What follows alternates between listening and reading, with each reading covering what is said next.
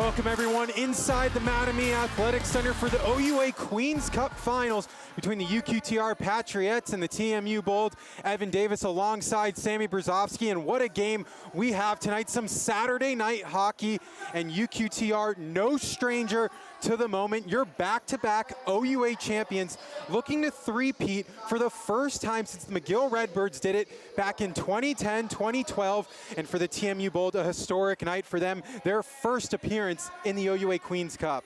That's right, Evan. I mean, it doesn't get much more exciting than this. You know, this is what the season has all culminated towards. Both teams looking to make their mark. The Bold looking to say, hey, we deserve to be here. UQTR looking to say, hey, we're the Kings for a reason. Yeah, and both teams ranking second in their conference, a fairly even matched game. You look at both sides, and as well in the playoffs, these two teams have been absolutely dominant. Yeah, I mean, looking at these stats, there's not much to say other than both these teams are just solid, good teams. I mean, they're very similar. They're both the 2 seeds. They're both here for a reason. They're both in the finals because they have strong offense, great defense, and solid goaltenders in Gravel and Edmonds. Yeah, you mentioned Gravel. He's been here, done that. He's won the OUA Queens Cup. He's part of those last 2 teams as well. And Kai Edmonds, who's been a star in these playoffs, will look to continue to shine tonight. It should be a good one. I'm excited for it to begin. Absolutely. I mean, I think I'm as anxious as the players are to get this one going. Yeah, and you know, we talk about these 2 dominant teams, but ironically, the TMU Bold trailed in every game against Brock, but when scoring the first goal, UQTR also really dominant.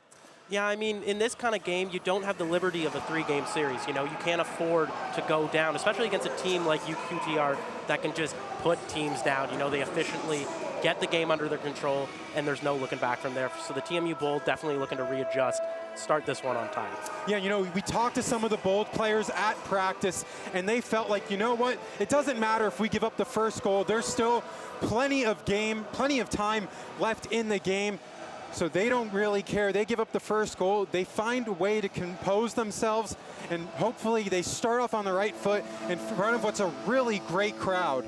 Yeah, and I mean, that's what it's all about, right? It's not about how you start as long as you have a good response, and they did so in the Brock games, and I'm sure that's their mindset going into this one. You know, and enough from us. Let's throw it down to the ice. The TMU starting lineups are about to be announced.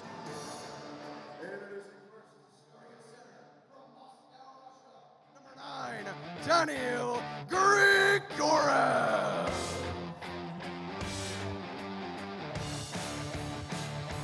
On the wing from LaSalle, Ontario, number 18, Kevin Gerson. And on the opposite wing from Oshawa, Ontario, alternate captain, number 88, Kyle Bowler. Starting on defense from Mississauga, Ontario, alternate captain number 11, Ryan Wells. And his defensive partner from Moscow, Russia, number 77, Artem Duda.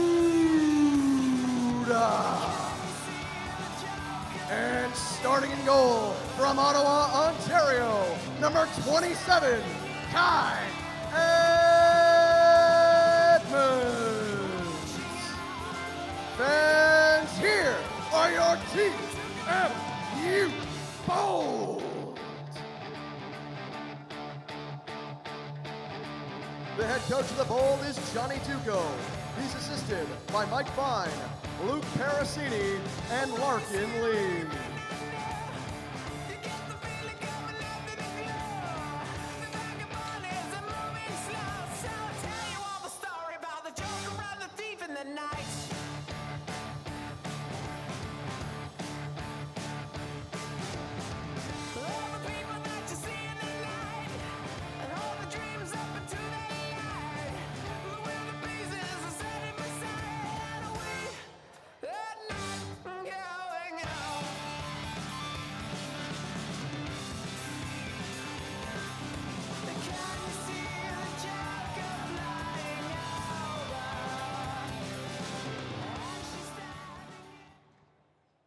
Fans, it is at this time we ask you to direct your attention to the ice for a special presentation.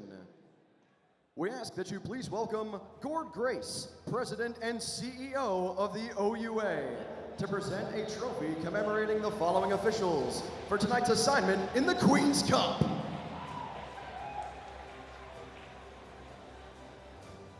Our referees for tonight's contest are Danny Emerson and Chris Ferreira.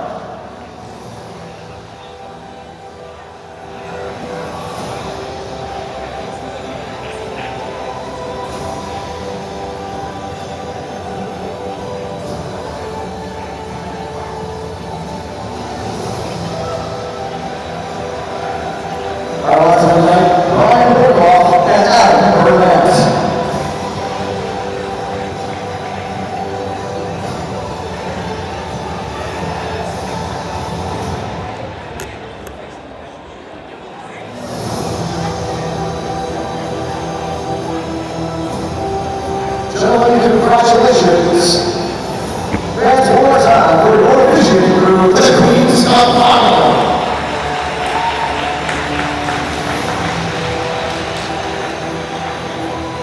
And now we present our 2023-24 All-Stars.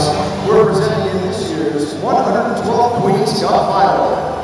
We will begin with the East Division champion UQTR Patriots. Please come forward when you hear your name. East Division All-Rookie Team Selection, number 9, Pierre-Olivier Roy. This guy.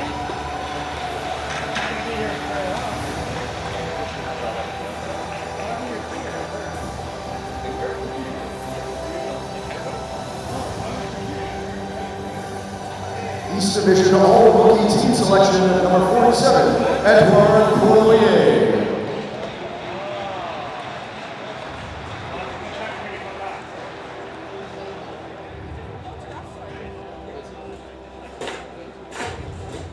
East Division Second Team All-Star, number 80, Alexis Gravel.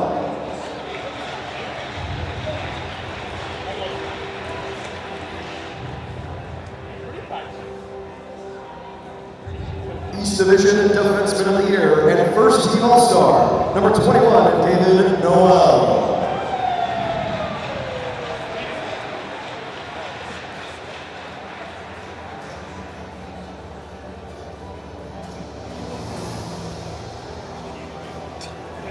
East Division Most Valuable Player and First Team All-Star, number 13, Simon Lafrance.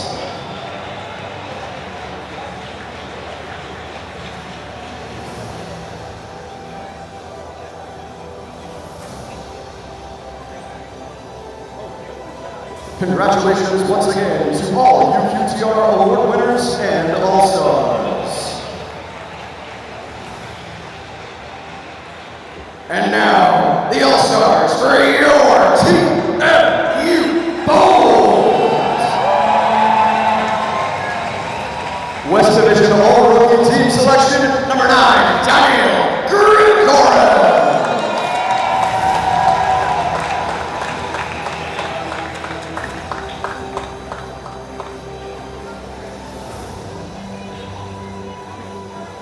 West Division Second Team All-Star, number 2, Aaron Hyman.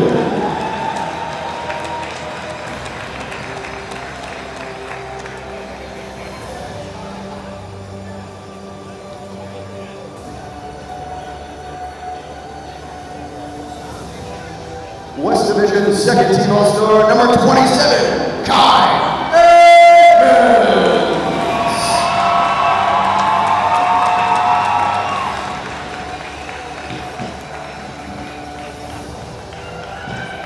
West Division First Team All-Star, number 88, Kyle Bowlers.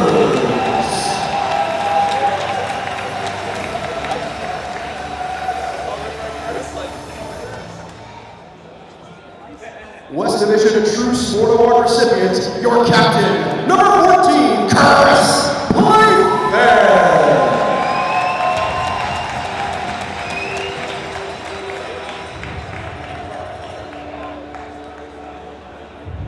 Congratulations to all TMU Award winners and All-Stars. Fans, make some noise!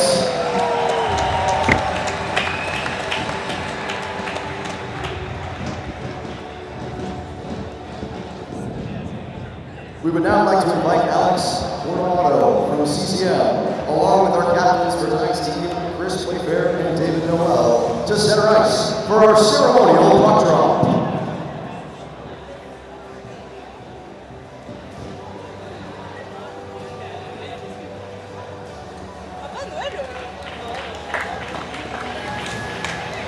Thank you, Alex, and thank you once again to CCM, the official equipment supplier of the OUA, and presenting sponsor for tonight's 112th Queen's Cup Men's Hockey Championship.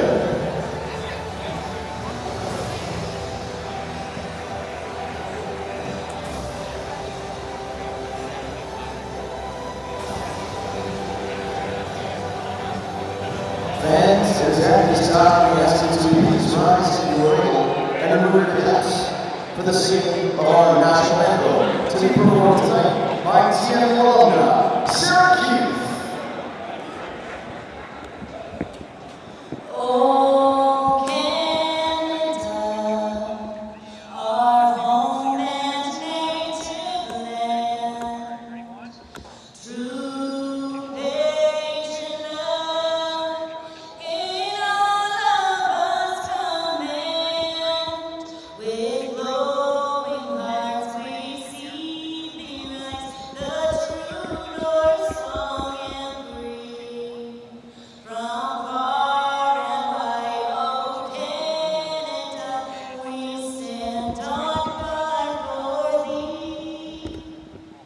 God keep our land glorious and free. Oh Canada, we stand on guard for thee. Oh Canada, we stand on guard for thee.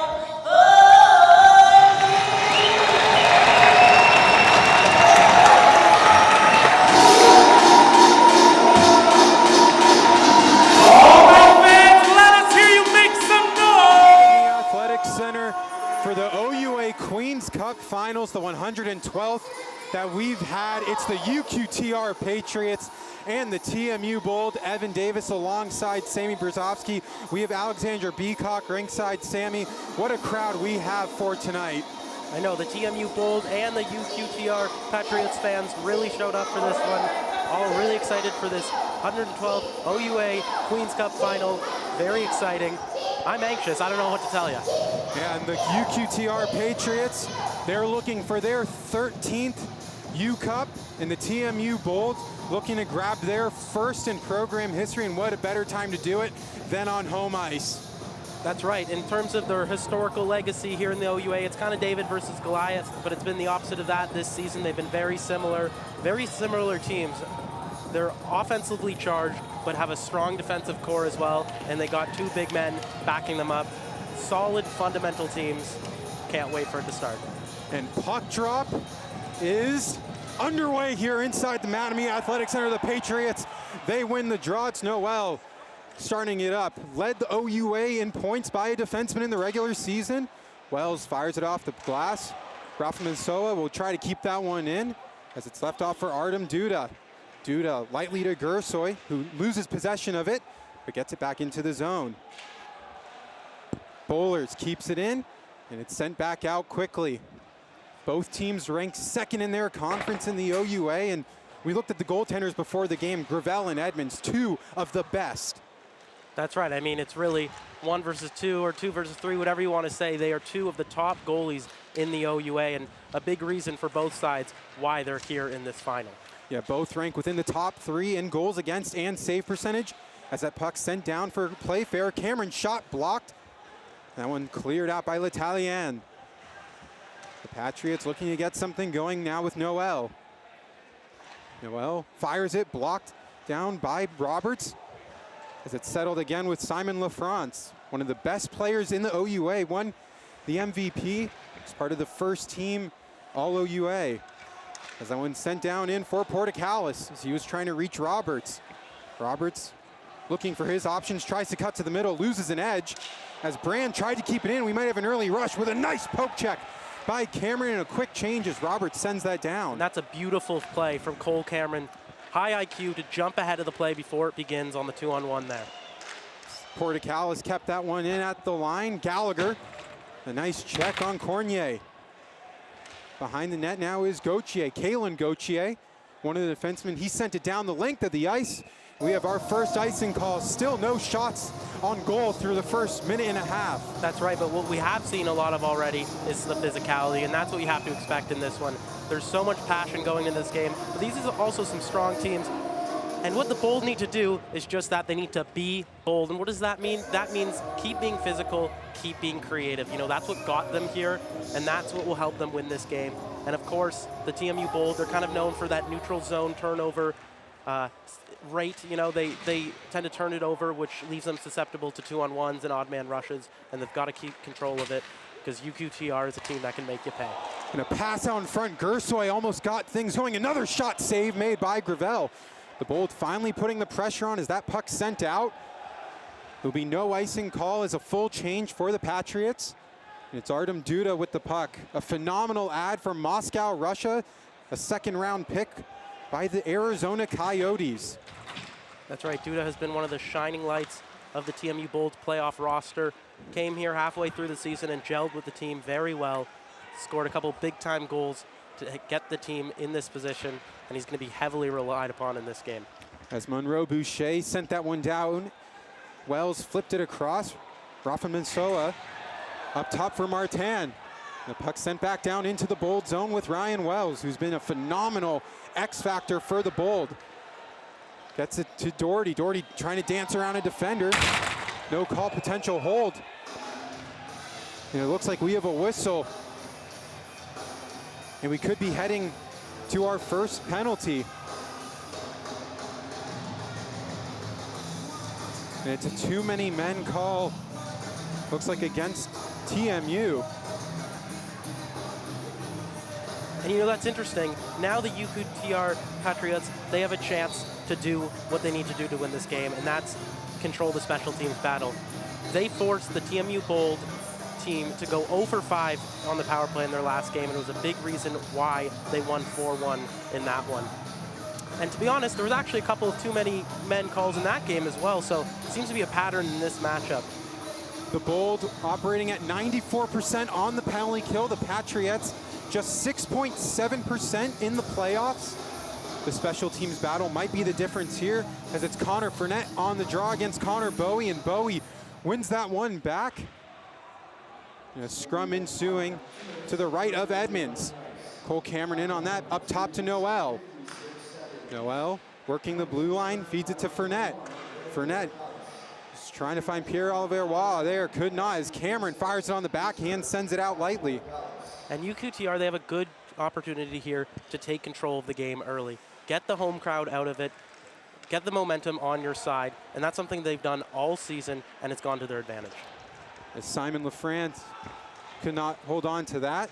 Bowlers hacking at him. LaFrance feeds it to Fournette. To Waugh, shot, scores! Pierre-Olivier Waugh gets the scoring started.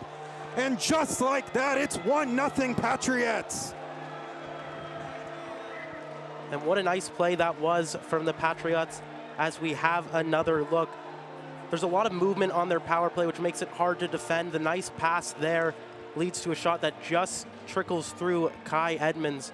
A good start from the UQTR Patriots, and the start they definitely wanted in this building. I mean, you could feel the home crowd's energy get sucked out, and the Bold, for their sake, are going to need to fight back. Just an uncostly penalty, a too many man that led to that. For UQTR, that's just their second power play goal of the playoffs as a face-off won. And we mentioned the Bold. That's now 4 games in a row without scoring first, but it doesn't seem to phase them as a redirect in front on Gravel and Porticalis with a snow shower. But we talked about it at the beginning. UQTR 3-1 when scoring first, but the Bold are 3-1 when giving up the first goal. That's right, and like we mentioned earlier, it's all about the response. You know, it's not about what happened, it's about how you respond to the events of the game. And for the TMU Bold, they're going to want to just keep going with their game plan, not let this phase them, not let the UQTR Patriots take them out of their game. And UQTR, they got to just keep it going. Keep the offensive onslaught going, keep putting pressure on the Bold, and force them to make mistakes, force them to get nervous, feel antsy in this game.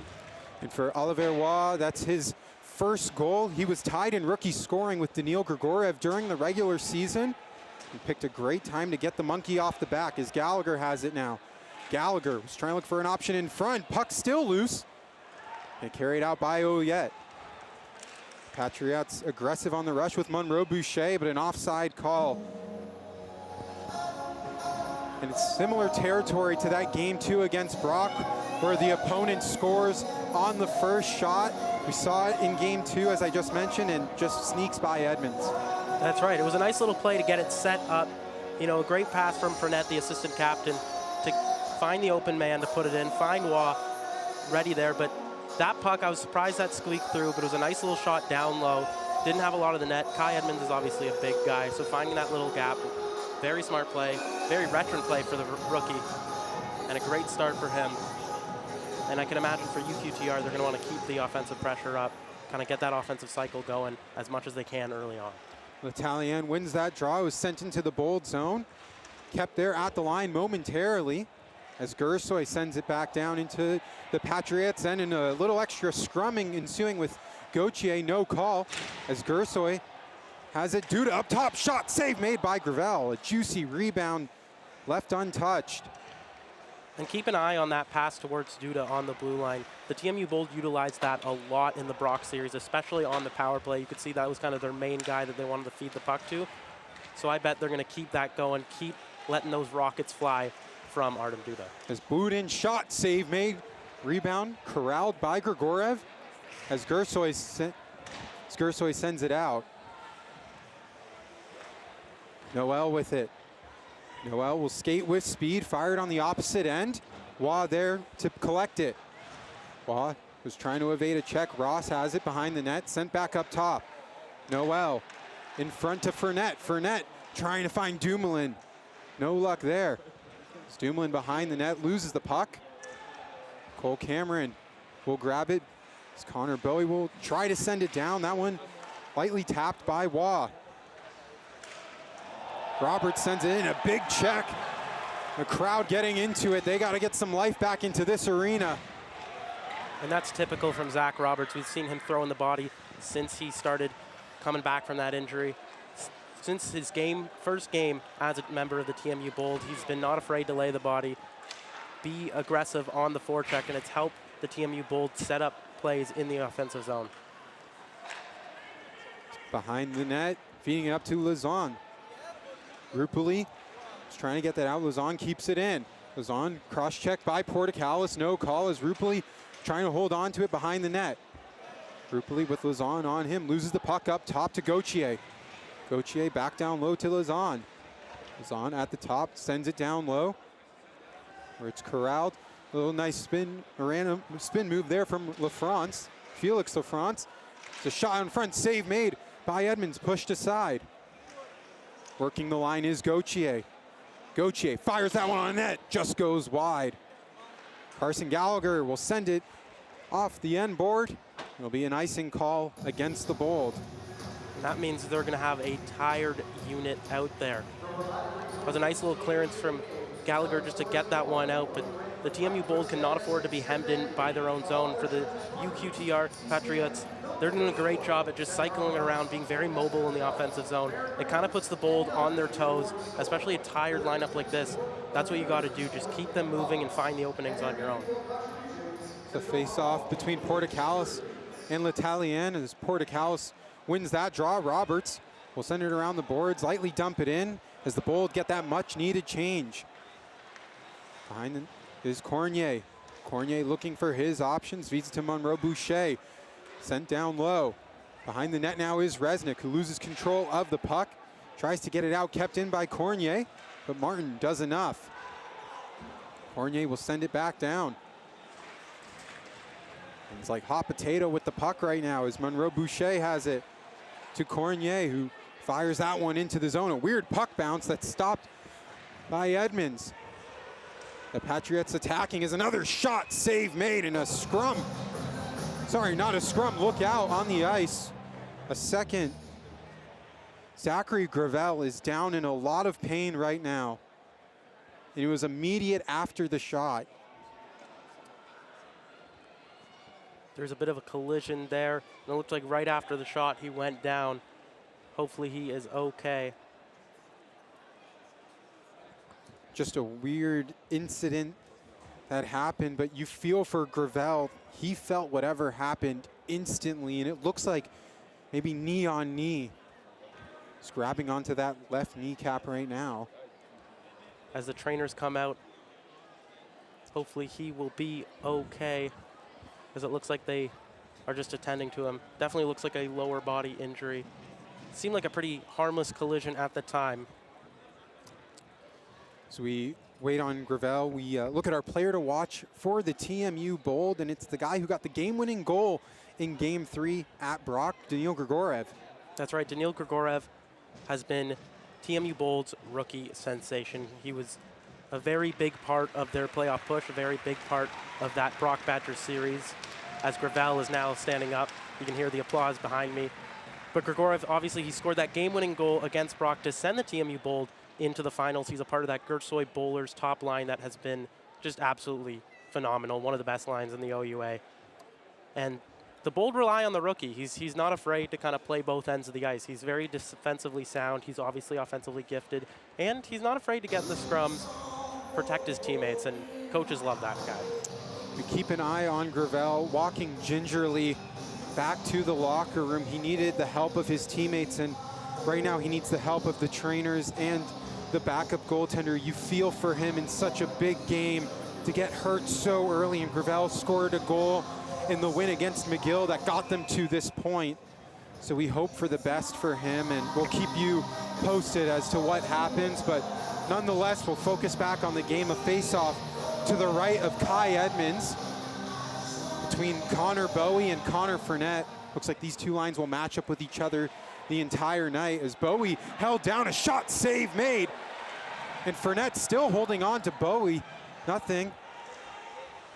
As Roberts leaves it off for Wells. Wells fires it, goes up, and sent back down by Fournette. LaFrance was trying to hold on to it. Wells got it out of the zone. And here come the Bold on the rush. It's Connor Bowie. Bowie shot, save made by Gravel. Rebound up to Bowlers, and an inadvertent pass gets the puck out of the zone. As LaFrance has it, LaFrance fires, blocked aside by Duda. LaFrance sends it back down low. The crowd trying to get back into it as Gauthier fires a shot, save made by Edmonds. Two big stops there. As Bowlers feeding it to Wells. Wells will fire it out of the zone, corralled by Lazon. Grigorev on him in front of the Bold bench as Lazon's pass tipped away by Kyle Bowlers. Sent down by Boudoir and just saved by Edmonds. The crowd trying to get back into this one. Gravel giving up a lot of big rebounds as Gertsoy's shot blocked aside. Yeah, the TMU Bold trying to get the crowd back in this one. They got to find a way to get the passes on the tape. There's been a lot of turnovers, a lot of long stretch passes like this one going awry. And against a team like UQTR, you can't really afford that. You know, you got to keep the passes very constrained, very fundamentally strong. If you have to go for the short passes instead of the long stretch passes, that is A-okay.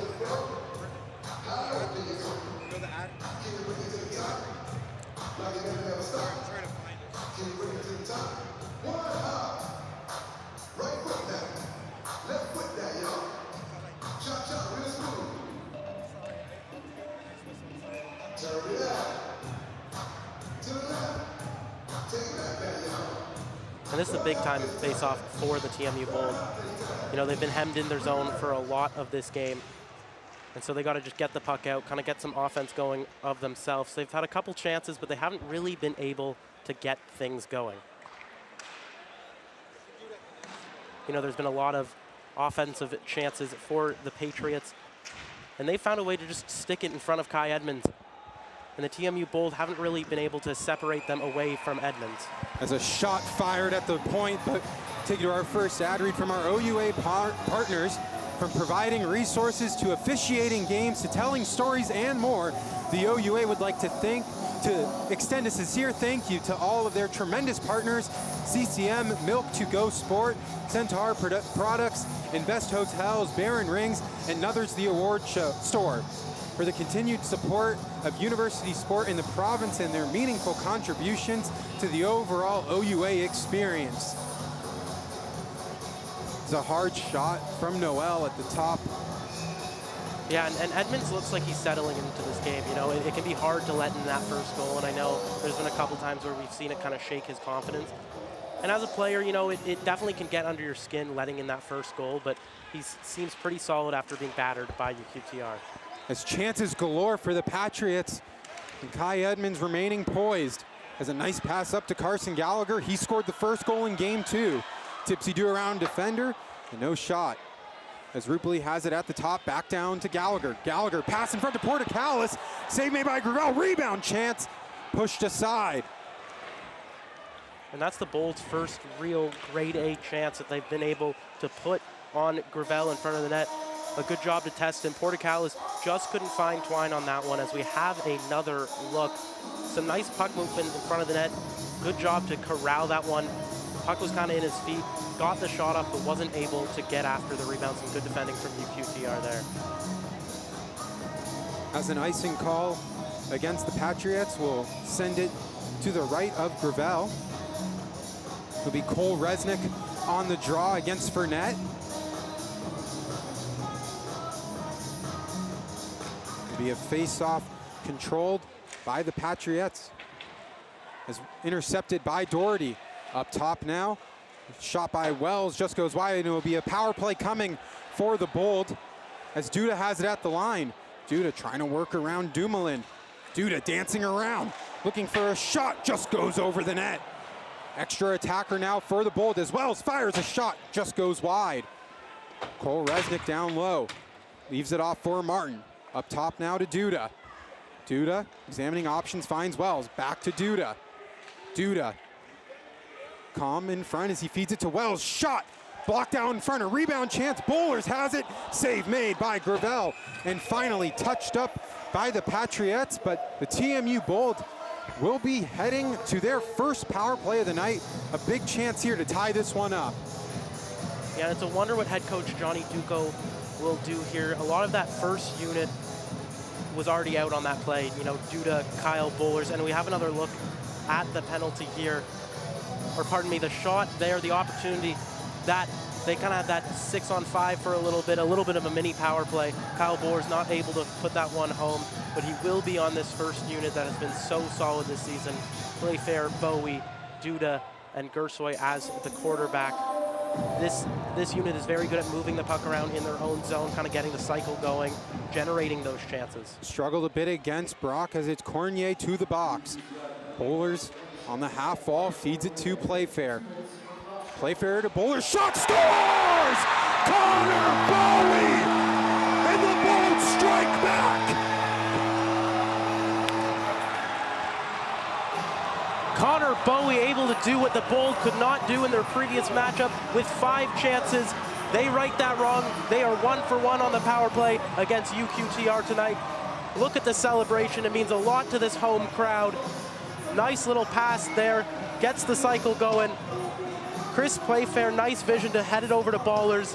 He gets that centering pass over to Bowie, and Bowie makes no mistake. He puts that one past Gravel. Great shot there. The game is tied, and we got a brand new ball game. And Connor Bowie was the one I spoke to at practice, and I asked him, what's the message like on the bench when you give up the first goal? And he's like, you know what, guys, we got this. Let's not let the game get away from us. And sure enough, right in the slot, gets it past the glove of Gravel. And just like that, we're tied back at 1 with 9 minutes left to go in the first. That's right, that's the exact right response for the players to have. Don't worry, you have a lot of time. You've practiced all season for this. You're ready for anything. So what? You let up a goal, you keep it going. Great response from them, and now UQTR, see, they're kind of flat-footed. And for Connor Bowie, that's his second goal after breaking a 7-game goalless drought in game 3. He gets back-to-back goals, and he scored the first goal both times for the Bold. as Bowlers up top to Duda. Sends it back down low. No call there. Looked like it could have been a hooking. Yeah, the TMU Bold home fans don't look that happy about it. We saw a couple of them get up on their feet, start banging the glass. As Grigorev behind the net feeds it to Duda. The two from Moscow, Russia, as Duda sends it down low. And Martin will send it back for Kai Edmonds. And Duda will fling that one out.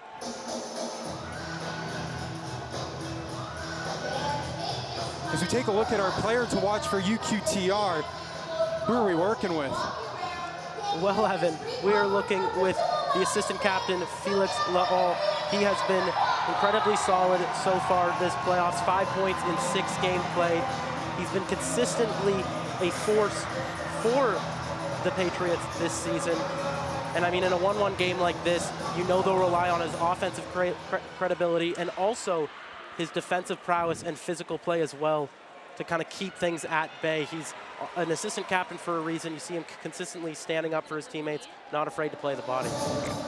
Yeah, and he struggled in the early games for the Patriots, but 5 points in his last 3 playoff games as a shot was fired, gloved in by Edmonds, so it'll be a face-off to the left of him. Porticalis on the draw versus Fournette.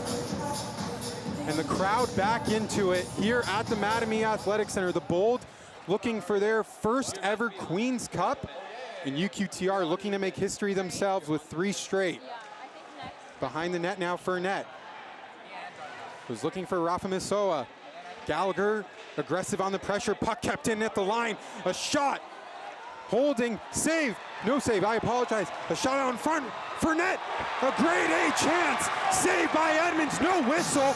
Looked like he held on to it. Nobody can hear anything as Fournette finally shoots it out. And what a sequence there from Kai Edmonds, as there's a little bit of extracurriculars going on in the corner.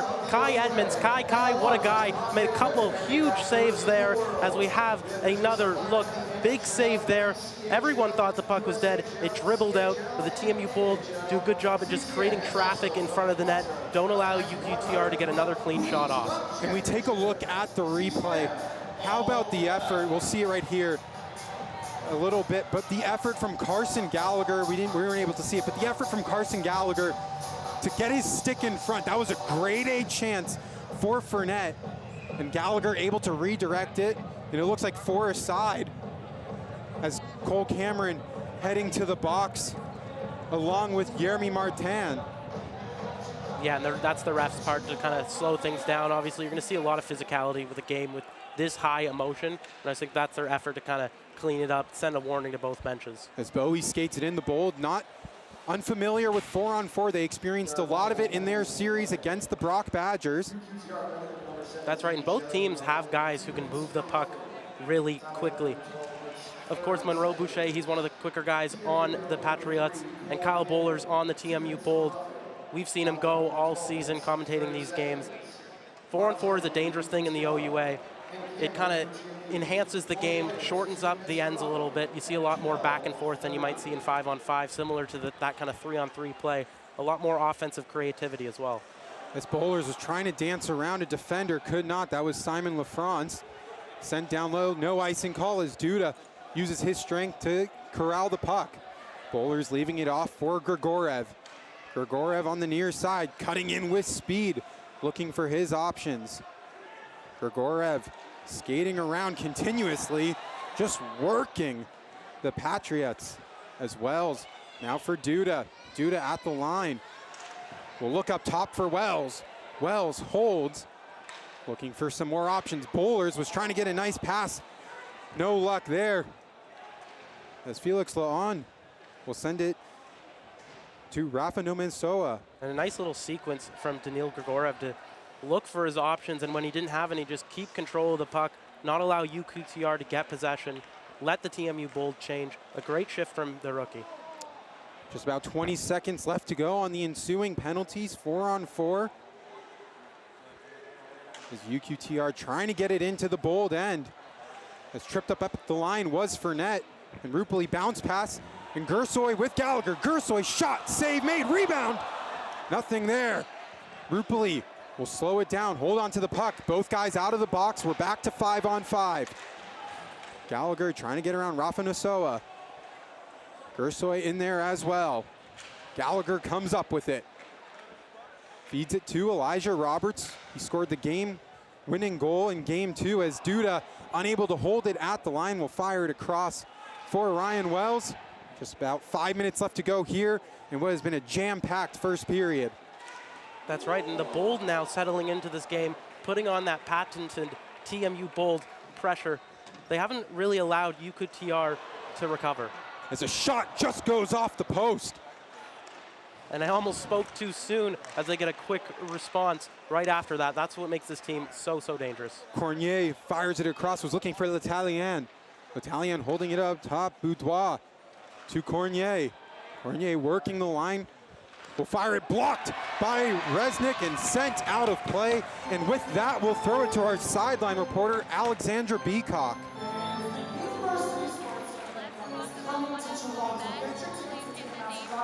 That is Alexis Gravel of UQTR, who has been a force in the East Division all season.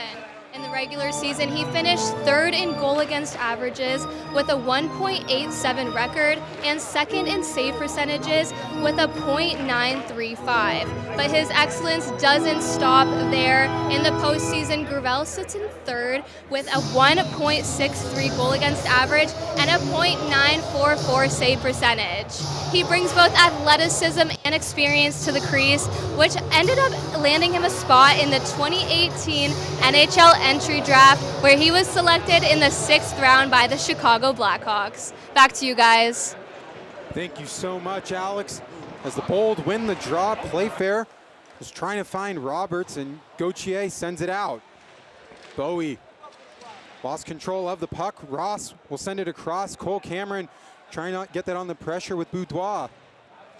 Left off for Liam Ross, who sends it to Zach Roberts. Now the captain, Playfair, juggling the puck, will just send it down low for Gauthier. As Gauthier takes a hard fall, and the Patriots will be heading back on the power play with 3:58 left to go. And Gauthier looks a little shaken up as well, but luckily he gets up right away.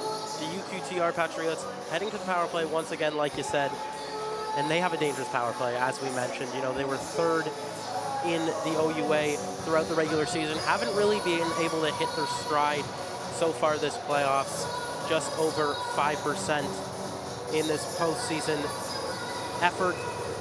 As we take a look at Johnny Duco, he's been very proud of the TMU Bold.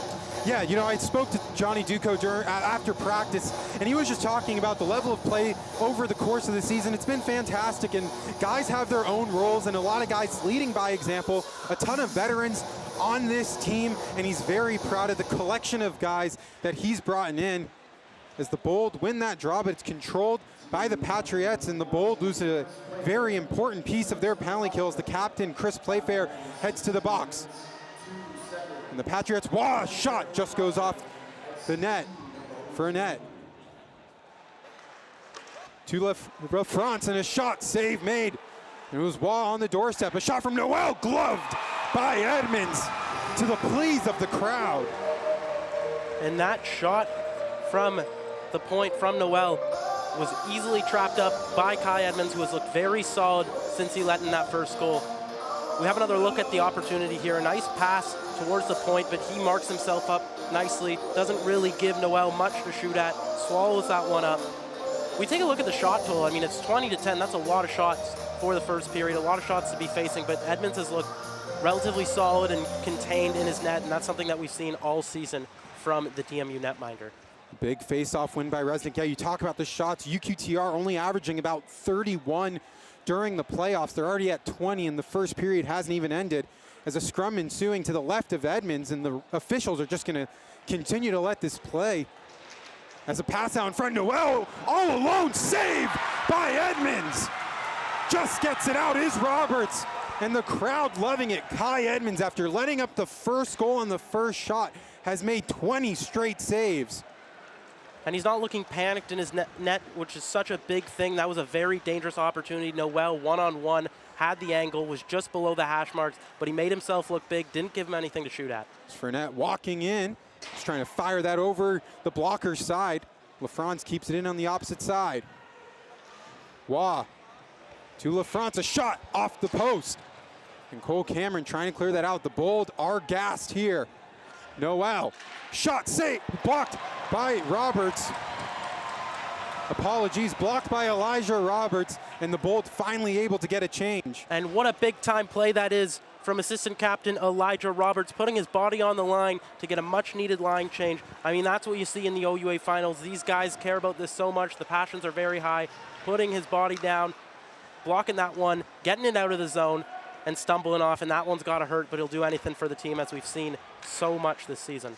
It's the power play set to expire soon. Cornier shot blocked by Bowie. Another chance, power play over, and the Bold get a much big clear. A much needed big clear as Cornier feeds it to L'Italien. And Evan, that can go a long way. You know, the momentum of killing a big penalty like that, especially one that had so many chances, goes a long way. You know, having the crowd on their side to cheer them along the way will also help them kind of get back control of this game. There was a lot of momentum in their defensive zone, and that can be scary, but getting a big kill, you know, that rallies the troops. That gets the boys going, and it helps for these last dying minutes, I should say, of the period. As the Bold have been held without a shot for quite some time. A minute 15 left to go in the opening frame. Shots 21-10 in favor of the Patriots, but the score tied at 1 apiece. Gersoy loses possession of it, and a nice feed to Duda. Duda, a little anxious, offside call. And with that, we'll send it to the second ad read for us. And it's brought to you by CCM. CCM is the official hockey equipment supplier of the OUA, the largest hockey equipment manufacturer in the world, and the official supplier of the NHL, ECHL, USHL, CHL, and AHL. CCM is also the presenting sponsor for tonight's 112th Queen's Cup Championship.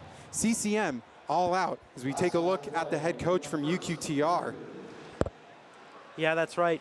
Marc-Étienne Hubert has been at UQTR for quite some time. He's seen a lot of championships go his way. He's used to this dance, the final. Head coach Johnny Duco, of course, he has not been in this final position. He's been at TMU Bold for quite a while as well, though. Gersoy trying to walk in, get around Lepage, fire it in front. Bowlers picks it up. Up top to Liam Ross. Ross walking the line, finds Duda. Back to Ross. Ross shot, blocked her side. And Ross back up top to Duda, one-timer blocked. And that one's gonna leave a sting on Monroe Boucher. And he is grimacing, heading to the bench. Duda fires that one, just goes over the netting. And 15 seconds left to go in the opening period, and the Bold finally get another shot on goal. And just like the Roberts block, the Monroe Boucher block to get his leg in the way there, block the tough shot from Duda. I mean, that goes a long way, you know, just blocking that lane, not allowing the pucks to get through, giving Gravel a break. That's a big-time play, and that's a big-time play you need in finals. Yeah, the Bold trying to get something going here offensively. They got Bowie on the draw, arguably their best face-off guy, taking it against Leon. Puck controlled by the Bold, sent up top to Duda. Duda fires it across to Wells. Wells working the line. Working, shot, sticked aside by Gravel, and that'll do it for the opening frame as Leon and Bowie exchanging a little bit of extracurriculars, and another guy from the bench also giving a shove to Bowie. Yeah, and it's about finding that balance, right? You know, for the Bold, they definitely don't want to take any penalties themselves after being on the PK for so long throughout that period. But I think that was a really exciting period, and you know, there was a lot of physicalities, and I can imagine we're going to see more and more of that throughout this game. Yeah, but we mentioned the aggressiveness, though, of UQTR is pretty evident in this one. 21-12, the shots on goal, and you saw after the Bold got back into it with Connor Bowie, it felt like all UQTR for those last couple minutes. That's right, and I think, you know, that's to be expected a lot. UQTR, what they do is they control puck possession, you know. They find ways to just hold on to it and kind of set the pace of the game themselves. But the TMU Bold, they can use that to their advantage. You know, they're a team with a lot of speed. They can kind of use that fast break offense that they have to respond. And for UQTR, I mean, they've got to keep doing what they're doing. They were peppering Edmonds, but they couldn't solve him that second time. He's looked very good, very positionally sound so far, and they'll find a way to solve them if they keep going. So the TMU Bold, they kind of got to respond to how UQTR is playing. Well, let's take a look now at those first period highlights. It was UQTR who got on the board first. It was a goal from Pierre Olivier-Roy, and getting his first of these playoffs. That's right, and it was an early goal, but from the get-go, we saw a lot of passion. You know, there was a lot of heavy hits, and we saw a lot of shots, and just a lot of energy. You know, you're going to see guys going 100%, and there's the goal there, squeak through. You can see the passion there, big celly from Wah. And, you know, for the TMU Bold, they had a good response. They did what Bowie said they needed to do. And Edmonds, he was the guy who really kick-started that campaign. You know, he kept them in, kept it from being 2-0, and that allowed for the TMU Bold to tie it at 1. You know, he didn't let them panic, which is a big thing for him to do. And, you know, they found a way to tie it up. Yeah, and you talk about it, Connor Bowie, after 7 games, regular season and postseason, without a goal, now goals in back-to-back, and has gotten the first goal for TMU in those back-to-back games. And what a response from him and from the crowd. Really got the crowd back into it. But you see UQTR still dominant. We take a look at the stats. I mentioned the shots on goal. The Patriots averaging nearly 31 shots on goal during the playoffs, already at 21. Well, yeah, I mean, it's funny you mentioned that, because in their previous game against the TMU Bold, the one that they played earlier in the season, each team had 24 shots. I mean, they've already almost eclipsed that, and it's only the first period. So, I mean, Edmonds, he has looked solid, like I've been mentioning, but the TMU Bold have got to find a way to close those lanes if they're going to want to survive in this one. Yeah, and you're noticing that UQTR is kind of playing in that box format that's allowing those grade A chances in the slot. The TMU Bold, they were solid in the opening period. They got to find some ways to get it back. Thankfully, it's still tied at 1 apiece, so it's anyone's game. But for now, we'll take a break. We'll send it to commercial, and we'll be back momentarily for the middle frame of the OUA Queens Cup Finals. Stick around, folks.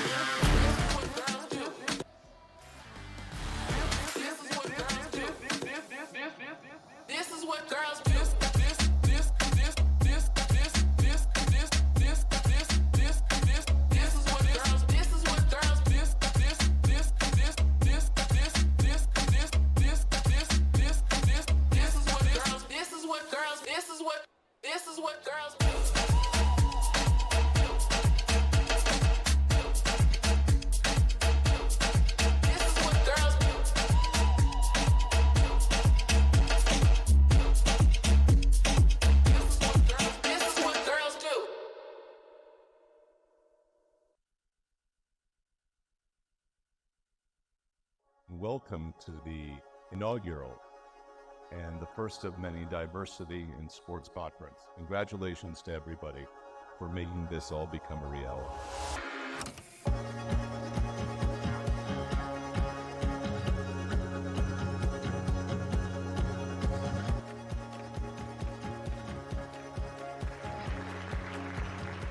I would highly recommend that people within the sport landscape in Canada definitely come out to this conference next year. There's so much good information that can be absorbed from here, and I think we can all be part of the change within Canada if we all actively engage in conversations like this.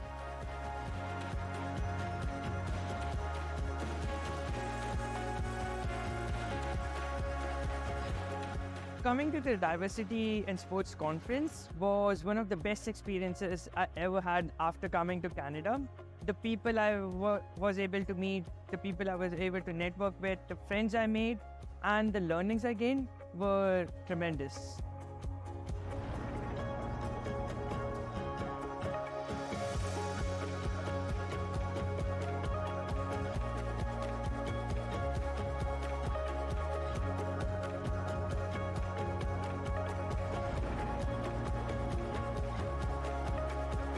Sign up right now. Follow them on whatever social media platform they are. Email the OUA, contact them, contact whoever you need to contact, find out when they're getting ticket sales again, and get here. This is a must-do every single year. Everyone needs to be here. We need to pack this place and get at it again in 2024. We don't have to work alone. We can do this together, and it shows by the numbers that are here that we want to improve and we want to make a better future for all Canadians. Doesn't matter where they're from, but that's the goal that we have. So thank you so much for coming to the inaugural conference, and dare I say, see you next year.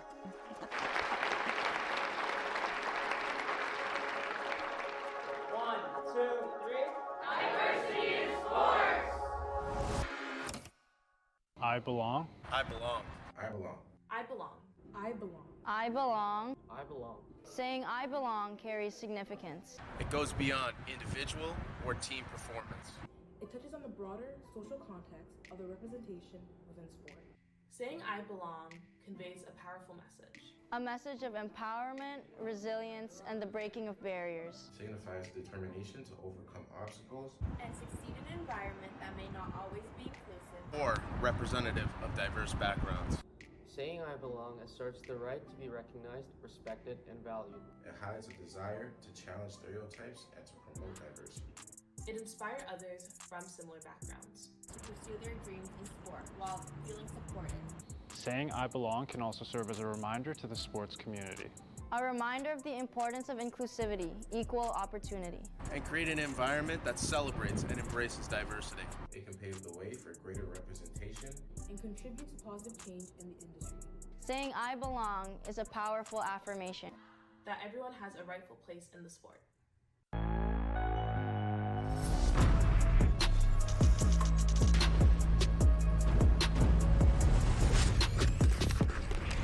So, how does it feel? Just right.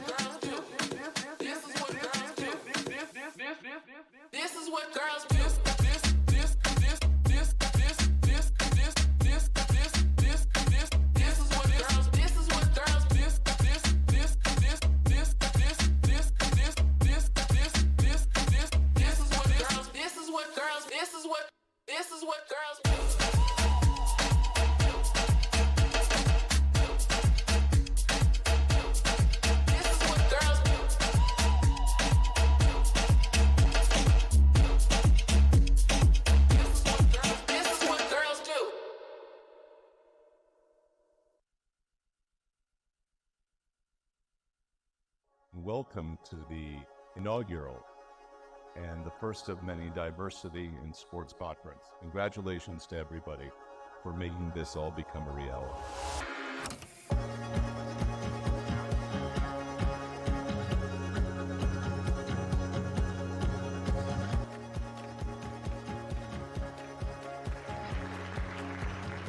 I would highly recommend that people within the sport landscape in Canada definitely come out to this conference next year. There's so much good information that can be absorbed from here, and I think we can all be part of the change within Canada if we all actively engage in conversations like this.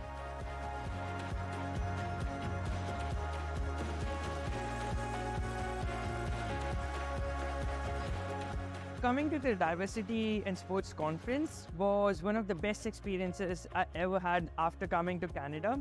The people I was able to meet, the people I was able to network with, the friends I made, and the learnings I gained were tremendous.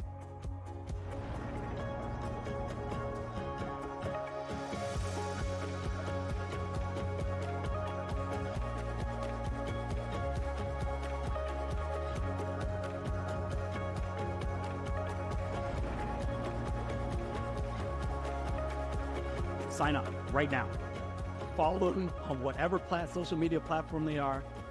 Email the OUA, contact them, contact whoever you need to contact, find out when they're getting ticket sales again, and get here. This is a must-do every single year. Everyone needs to be here. We need to pack this place and get at it again in 2024. We don't have to work alone. We can do this together, and it shows by the numbers that are here that we want to improve and we want to make a better future for all Canadians. Doesn't matter where they're from, but that's the goal that we have. So thank you so much for coming to the inaugural conference, and dare I say, see you next year.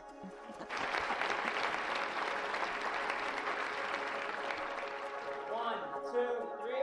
Diversity in sports. I belong. I belong. I belong.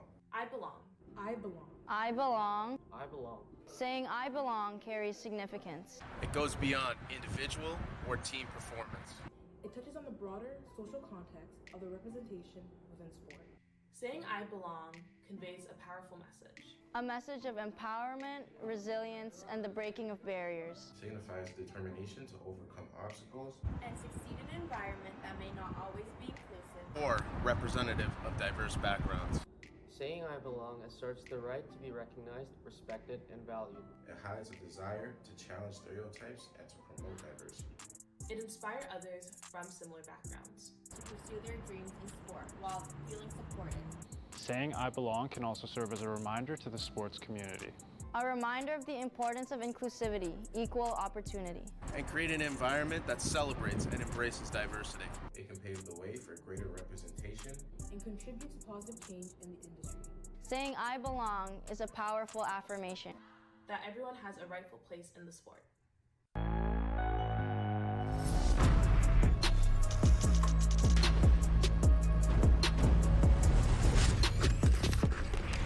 So, how does it feel? Just right.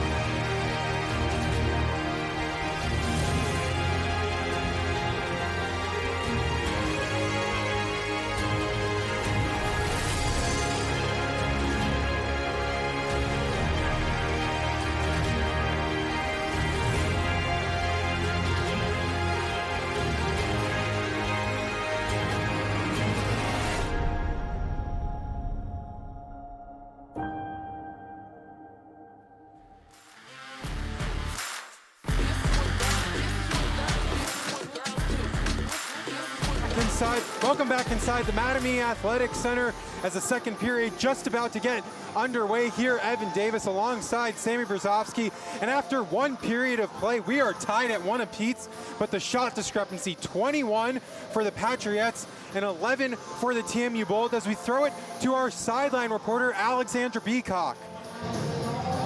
Artem Duda has been a standout performer for the Bold this postseason. In just 5 postseason games, the Russian native has racked up 6 points with 2 goals and 4 assists.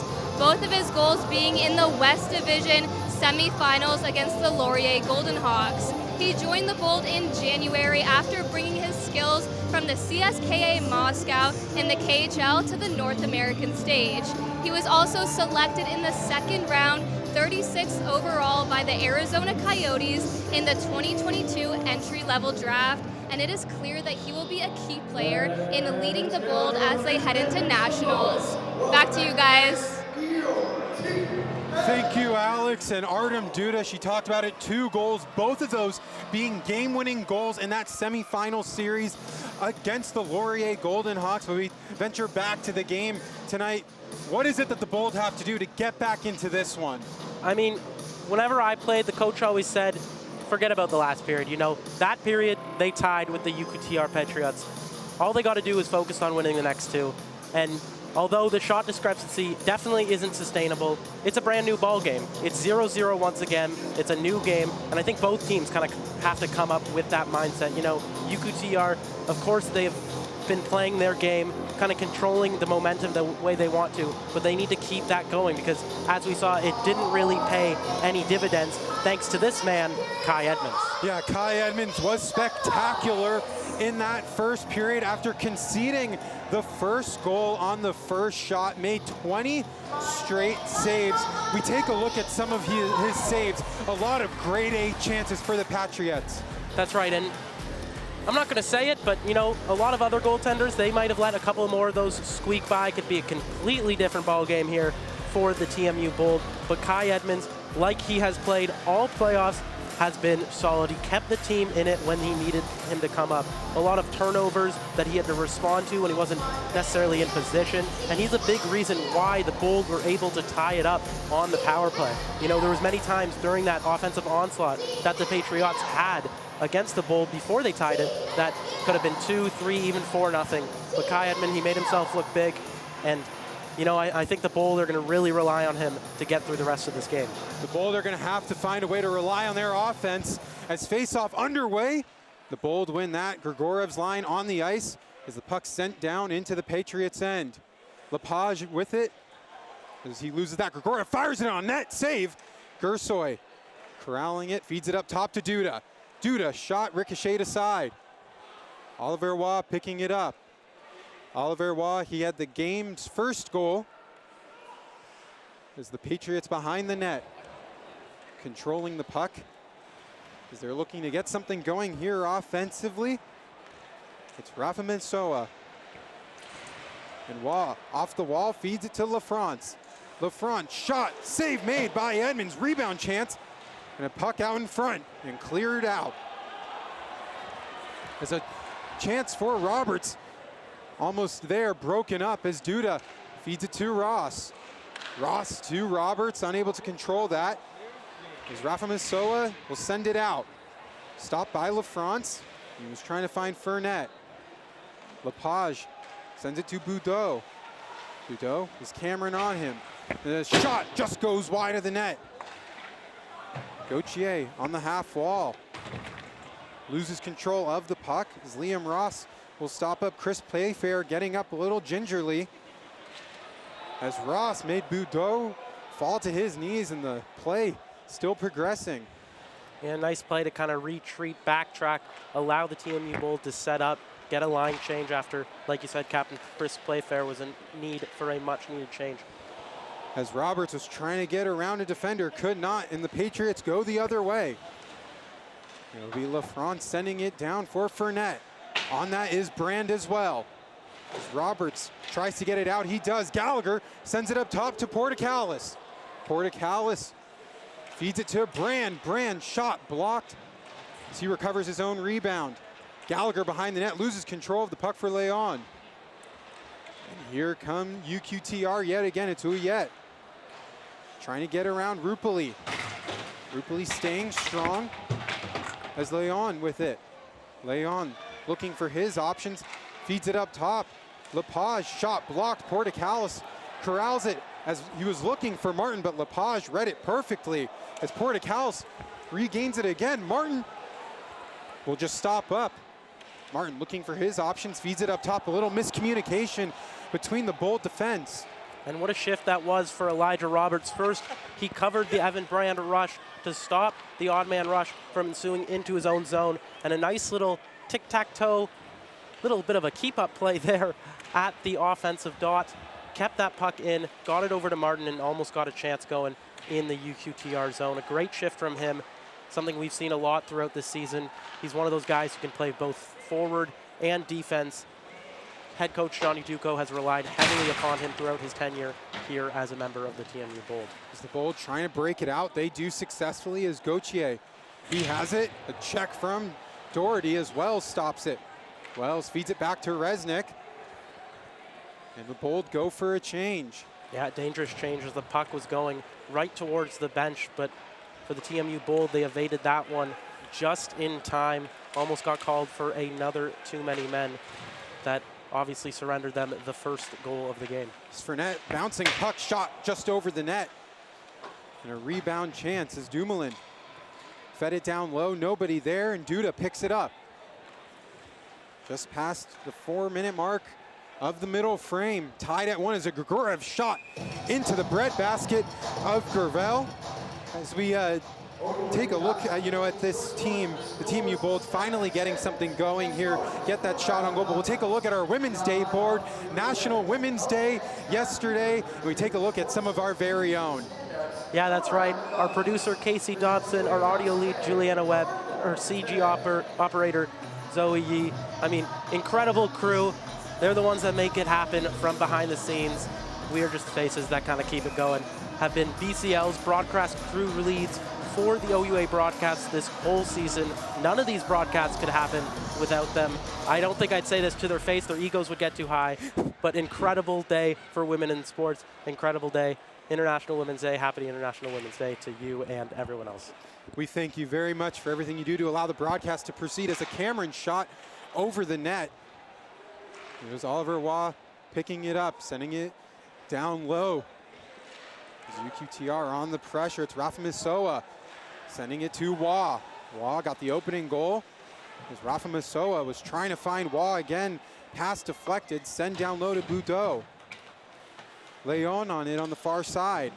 He sends it back down, was trying to find Boudreau, but it's picked up now by Elijah Roberts.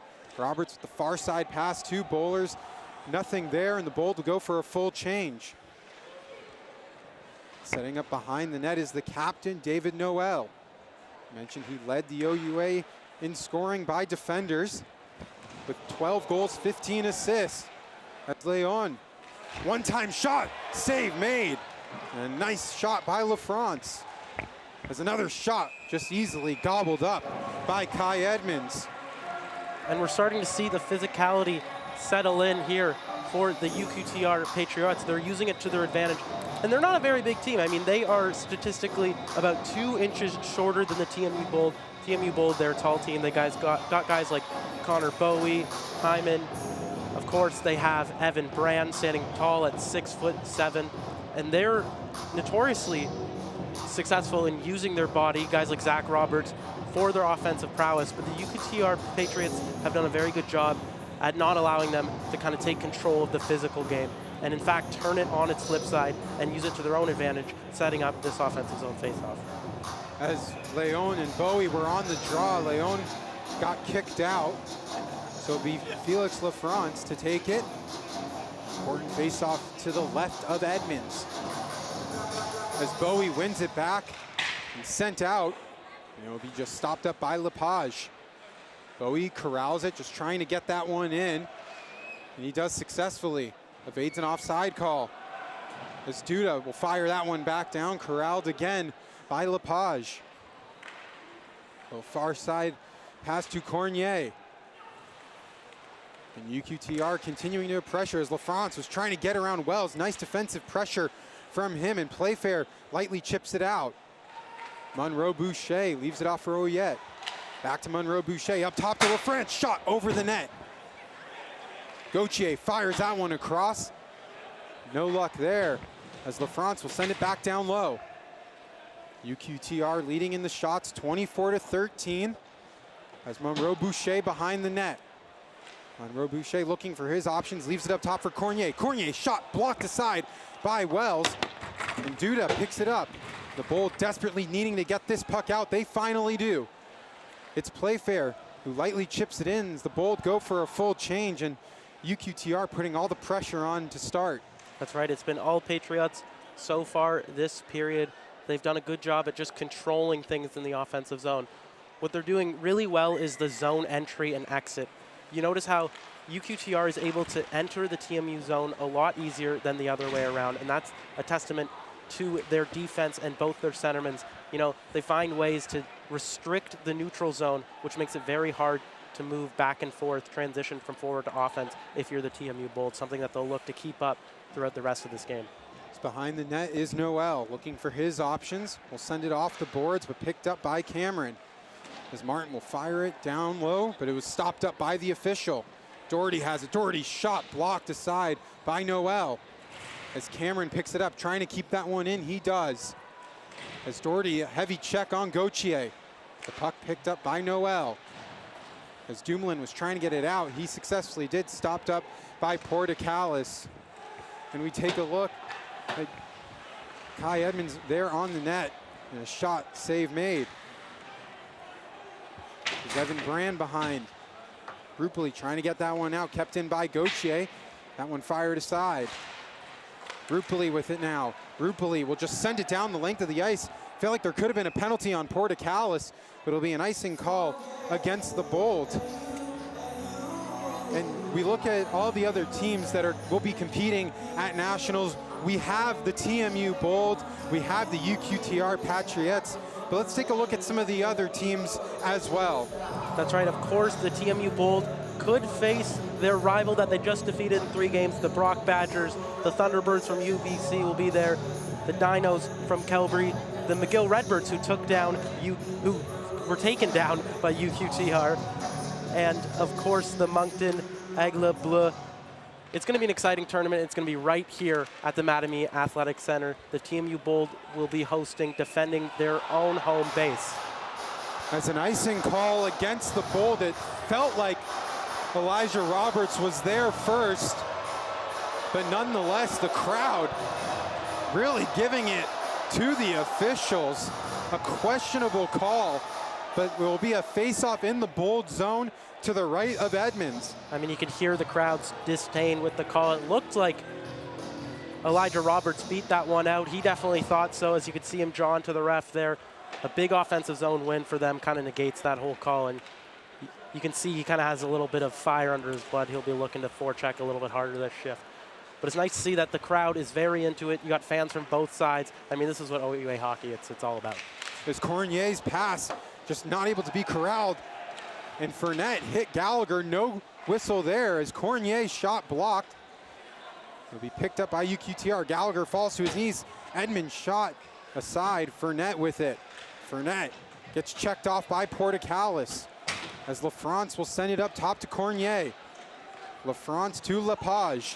Lepage was trying to find LaFrance, and that puck was knocked aside. Gallagher behind the net feeds it to Roberts. Roberts will just dump it in on the far side. The Bold go for another change.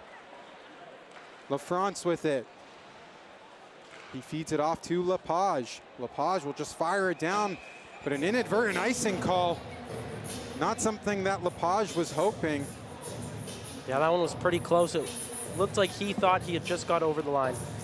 And Milk to Go, we talk about them a lot. Milk to Go Sport is the exclusive dairy partner of the OUA. Milk to Go Sport. Let's get going.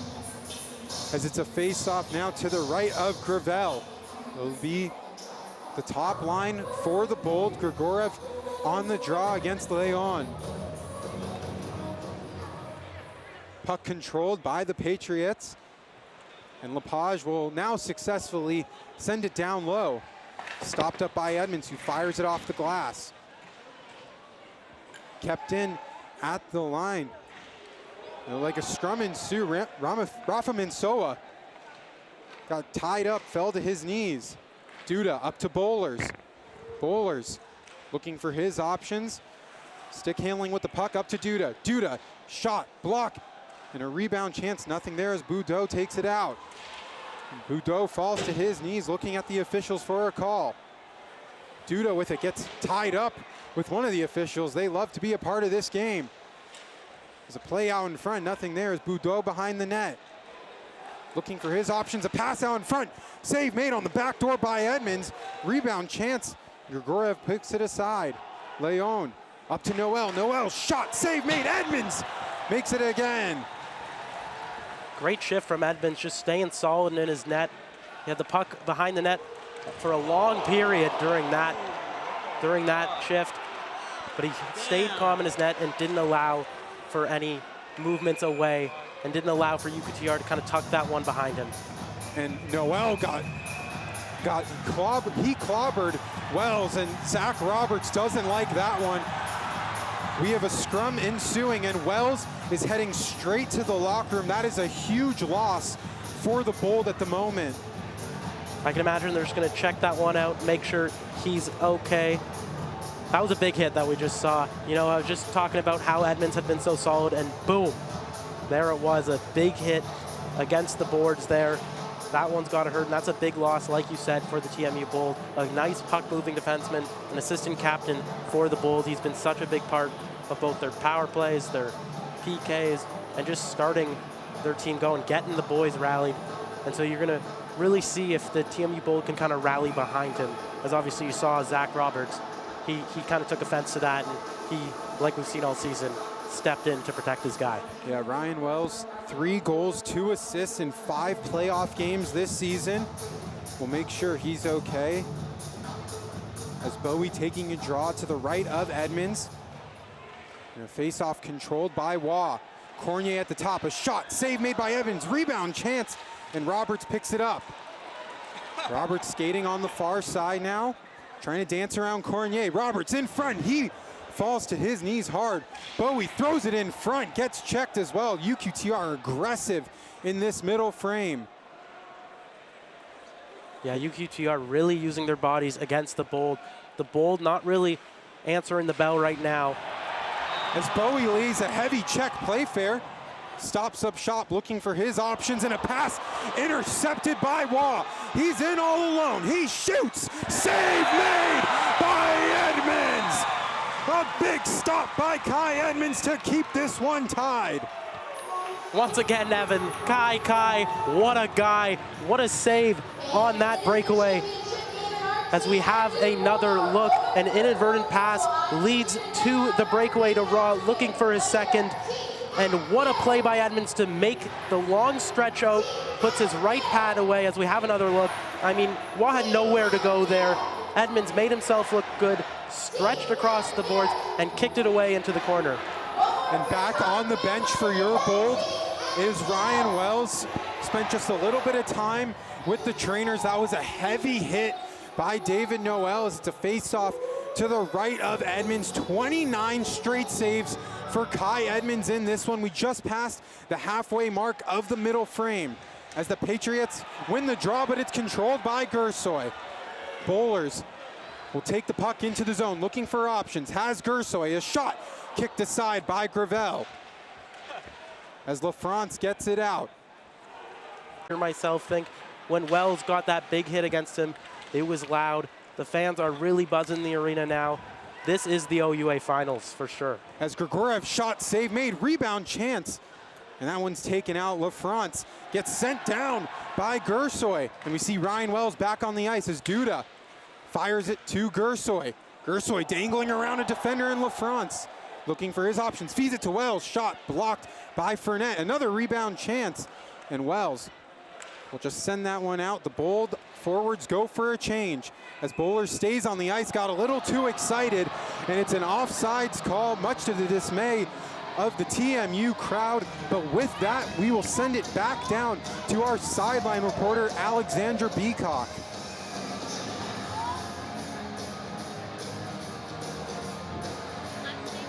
To shine the spotlight on one of the brightest stars in Canadian university hockey. That is none other than Simon Lafrance of UQTR, who has been nothing short of sensational this season, lighting up the scoreboard with an impressive 25 goals, 20 assists in just 26 regular season games.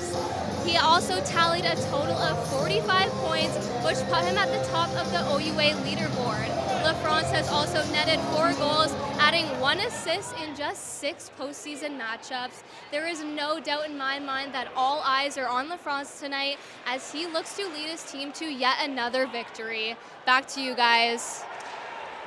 As Doherty stopped up that puck, but it'll be no, it was going to be a high sticking call, but UQTR touched it up. Thank you again, Alex. Simon Lafrance has been spectacular, one of the best players in the country. As a puck sent down into the zone of the Bold. Doherty pass it off to Resnick. Resnick to Ross, who will just fire that back down low for Cameron. Stretch pass up to Resnick, who couldn't hold on to it, and Doherty just fanned on it as well. Dumoulin leaves it off for Martin. Martin skating around Cameron, save made, rebound chance, and Ross pushed it aside. Roberts was thinking about what to do. We'll just leave it off for Ross. About 7 minutes left to go in the second period.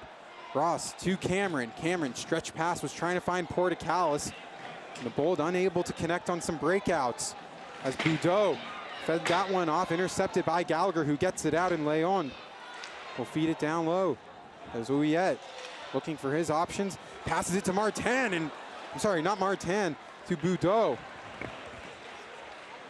And Cornier to Boudreau as the Patriots enter again with speed. Boudreau behind the net, will fire and dance around. Thought he was going to shoot that, and it's a save made by Edmonds. And once again, Kai Edmonds keeping the TMU Bold in this a nice stretch to make sure that doesn't slip between him and the post. As we look at Baudin, he cuts towards the net, takes his options, kind of had the lane there as TMU caught puck watching, but Edmonds makes himself look big, stretches across, gobbles that one up.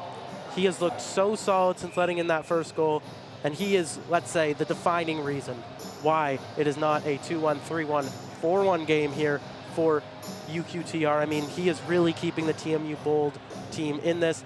They've got to find a way to pay him back. And the shots 11-4 in the period in favor of UQTR, as the shot just goes wide of the net, and Wells trying to get that one out. Wells will just lightly send that one across as Bowie in Playfair with it. Bowie will finally be able to get it out, hopefully get some traction in the Patriots' end as Roberts stops that one. Roberts gets tangled up with Waugh. Nice defensive pressure from Waugh, and he gets sent down by Roberts. Playfair smartly fires it across to Bowie. Bowie's our goal scorer for the Bold, your goal scorer for the Bold. And Roberts got tied up. And it's aggressive play as Playfair and Roberts getting into it. And UQTR finally getting it out. And the refs really letting them play in this one. We've seen a lot of physicality the past 2 minutes, just big hit after big hit. As Duda sends it in, and gloved down by Gravel, and extracurriculars galore in this one. That's right, and Rafa Nomensoa, he tried to take down Duda as he's cutting towards the net there. Nice little shot to get the offensive zone face-off, get the number 1 line back. But this has really been a game about the goalies, hasn't it? Yeah, certainly. You look at it, Edmonds 32 saves in this one, and Gravel 15. Both have been spectacular. Edmonds currently 31 straight saves. Yeah, like you said, even Gravel, both of them since letting in that first goal have really reined into their net, settled into the game, looked solid. I mean, we expected a bit of a goalie battle playing and seeing two of the best goalies in the entire OUA, and I'd even say two of the best goalies in U Sports, as we'll see in Nationals coming up. But I mean, it's a goaltender battle, and both these teams are very offensively gifted, so I think it's just a matter of which team can solve which goalie first.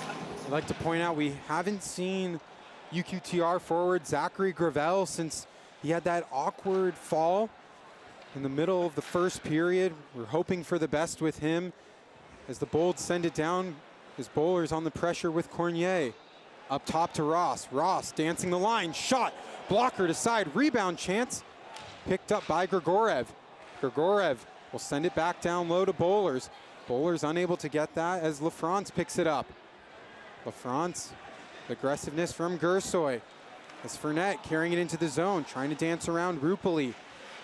Fournette leaves it up top. A shot blocked aside and sent out.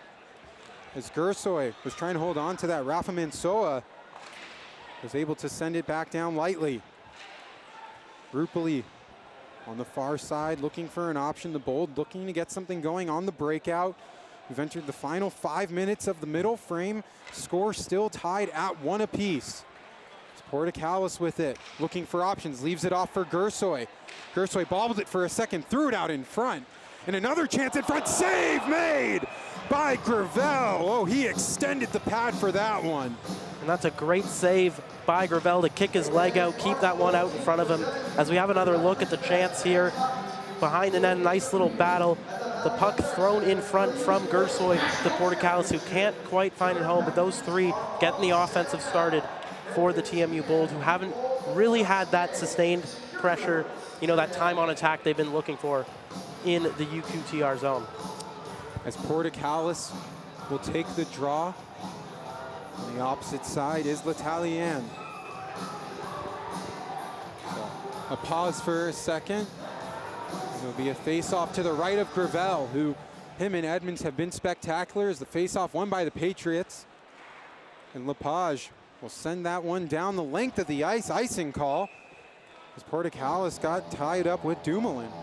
And I mean, this has been quite a shift for Portocalis, just starting that whole kind of rush with Bowlers and Gersoy. Now he's on with his line mates, Gallagher and Roberts. So we'll see if this is kind of an extended shift for him, or if they kind of try to win it back, get some fresh legs on, or just stick with what works. His face-off controlled yet again by UQTR. And they will clear that one out of the zone successfully as Martin tied up with Wells.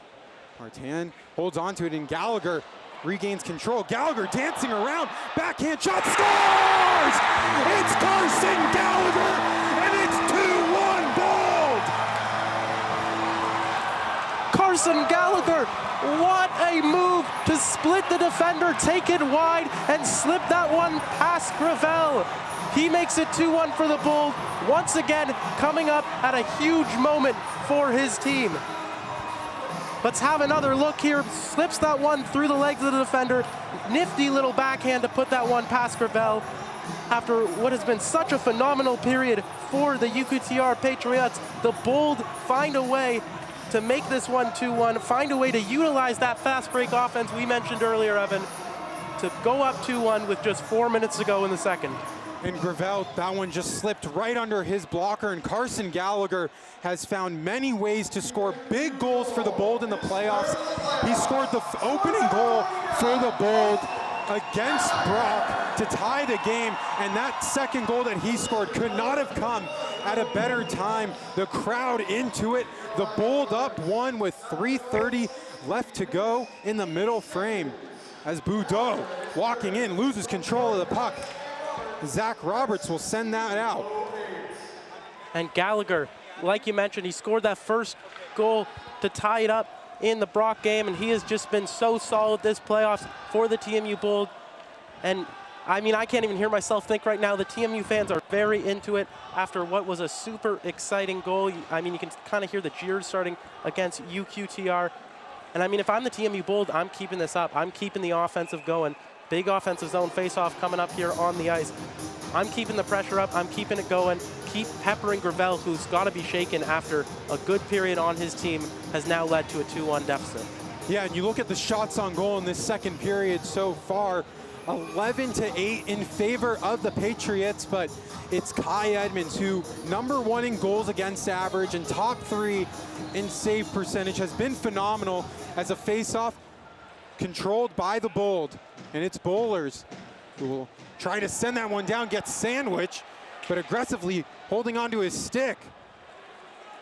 As puck sent into the Bold zone, it's LaFrance on Cameron.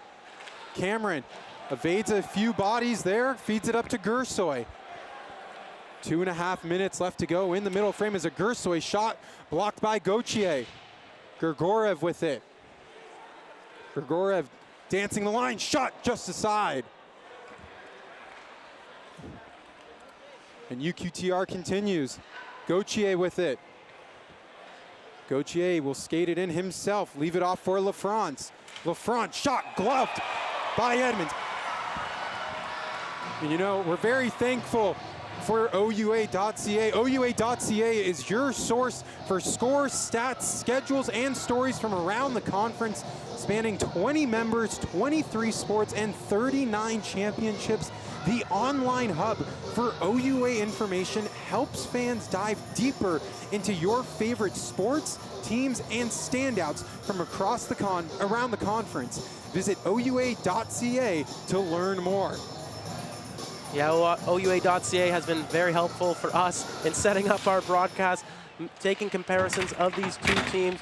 You know, we look at the leaderboards quite often to see Simon LaFrance and Kyle Bowlers of the TMU Bold. They're kind of tiptoeing throughout the stat leaderboard all throughout their careers at their respective schools. So OUA.ca has been a great way to keep that in check and keep checking who's in the lead. As a shot from Noel at the point was just sent aside by Edmonds, as the Bold trying to look to get this one out, and aggressiveness from the train that is Zach Roberts. As Rafa Mansoa will feed that one off to Monroe Boucher, and a nice hip check from Rupoli, the crowd loving it. And a pass that was trying to find Playfair, unable, and Gravel, aggressive, sends that one to L'Italien. Roberts trying to hold that one in. It was sent out by Monroe Boucher, and that will be an icing call with 1:16 left to go in the second period. The Bold lead this one 2-1, but the shots 34-19 in favor of the Patriots, and it's a huge reason they're in the lead is because of that guy. Absolutely, and he has been just phenomenal this whole game up till now. He has just looked calm and structured, and that's what you need out of a goaltender. And we've been talking a lot about the time on attack and the shot discrepancy. But at the end of the day, this is a one-game series. It does not matter how many shots you get if you can't put the puck in the net. As Duda took a spill, but thankfully for the Bold, UQTR got a little too aggressive, and a lucky, fortunate bounce for Artem Duda, who uncharacteristically just fell to his knees. Yeah, a bit of a lucky break there for the Bold, as they weren't really able to respond to that 2-on-2, Duda falling over. But that clearly confused the UQTR players a little bit, caused a little bit of a miscommunication. And Edmonds has got to be happy that he doesn't have to make another 10-bell save just moments after his last one. As Cornier fired that one on net, blockered aside by Edmonds. Just under a minute left to go in the middle frame.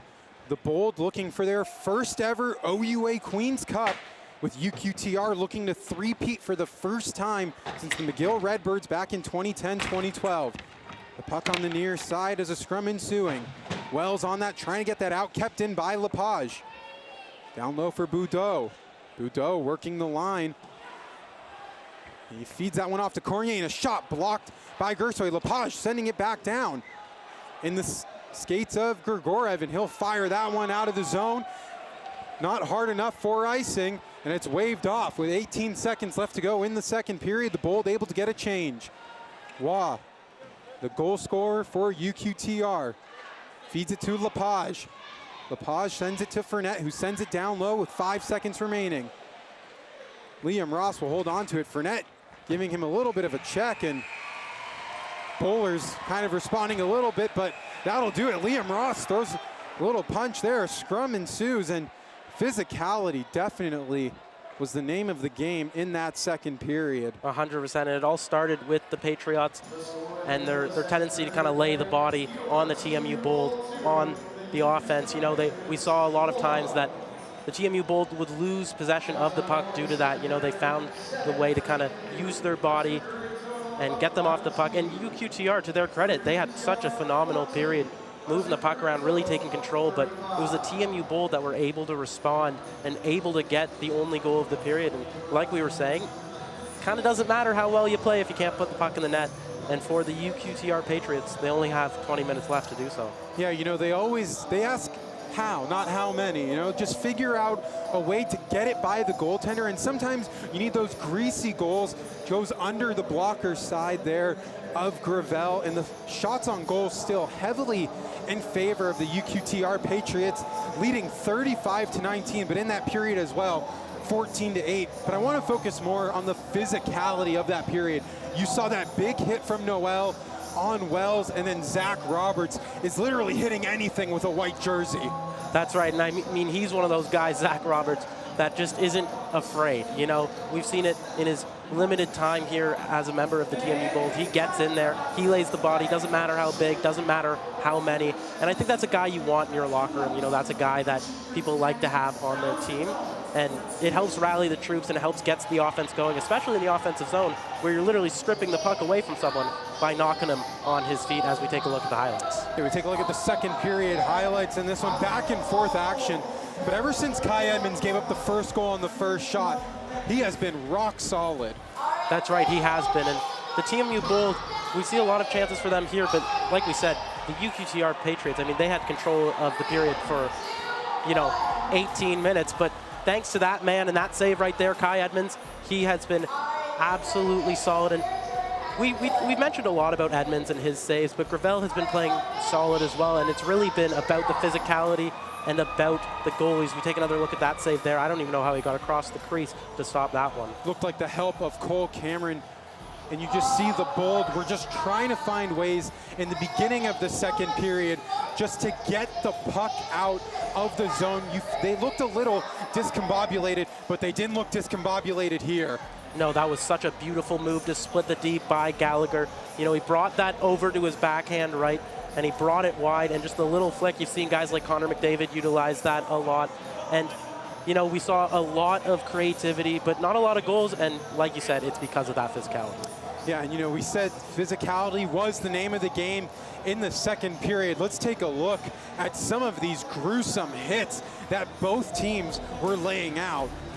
Yeah, and I mean, the fans love the big hits, you know, and in these kind of games, in the finals, you're going to see this passion. Guys are really passionate, and they've been working all year towards this. I mean, as a former player myself, you know, I would always kind of get my emotions a little bit too involved in these plays, and it's about staying contained and using the body to play smart and play a physical brand of hockey. We've seen a lot of big-time collisions that are definitely going to sting in the morning, but, you know, these guys have been using their bodies, not afraid to put them on the line if it means getting their team the coveted Queen's Cup.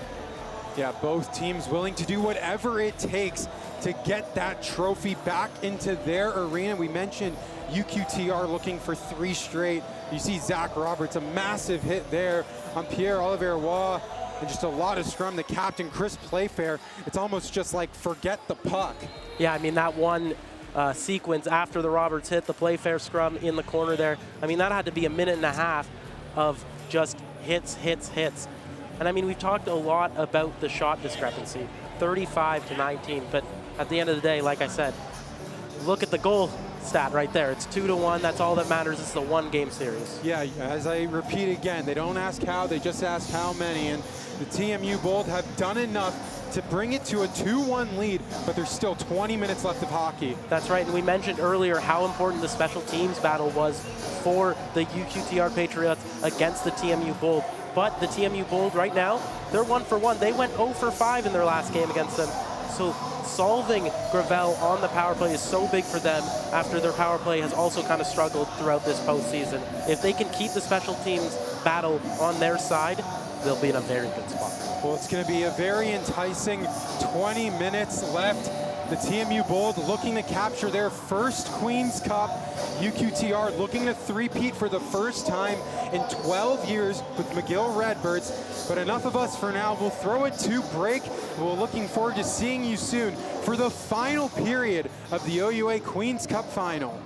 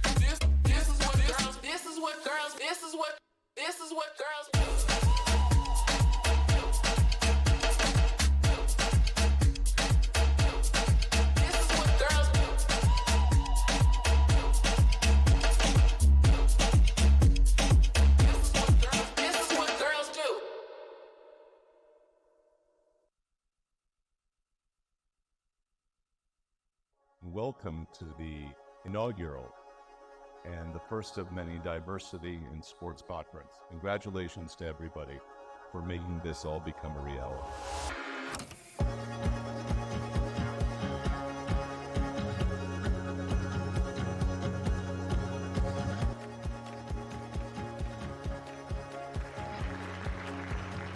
I would highly recommend that people within the sport landscape in Canada definitely come out to this conference next year.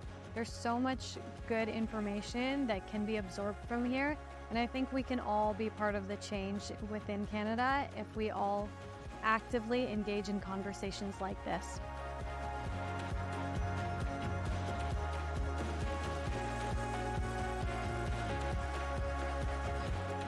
Coming to the Diversity in Sports Conference was one of the best experiences I ever had after coming to Canada. The people I was able to meet, the people I was able to network with, the friends I made, and the learnings I gained were tremendous.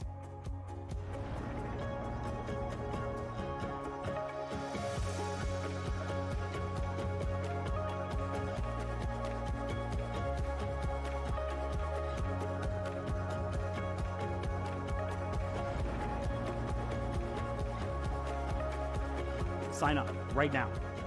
Follow them on whatever social media platform they are. Email the OUA, contact them, contact whoever you need to contact, find out when they're getting ticket sales again, and get here. This is a must-do every single year. Everyone needs to be here. We need to pack this place and get at it again in 2024.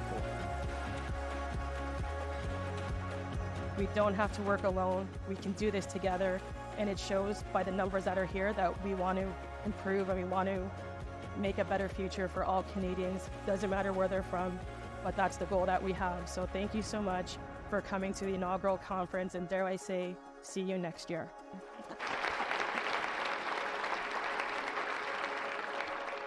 1, 2, 3. Diversity in sports. I belong. I belong. I belong. I belong. I belong. I belong. I belong. Saying I belong carries significance. It goes beyond individual or team performance. It touches on the broader social context of the representation within sport. Saying I belong conveys a powerful message. A message of empowerment, resilience, and the breaking of barriers. Signifies determination to overcome obstacles and succeed in an environment that may not always be inclusive or representative of diverse backgrounds. Saying I belong asserts the right to be recognized, respected, and valued. It hides a desire to challenge stereotypes and to promote diversity. It inspires others from similar backgrounds to pursue their dreams in sport while feeling supported. Saying I belong can also serve as a reminder to the sports community. A reminder of the importance of inclusivity, equal opportunity. And create an environment that celebrates and embraces diversity. It can pave the way for greater representation and contribute to positive change in the industry. Saying I belong is a powerful affirmation that everyone has a rightful place in the sport.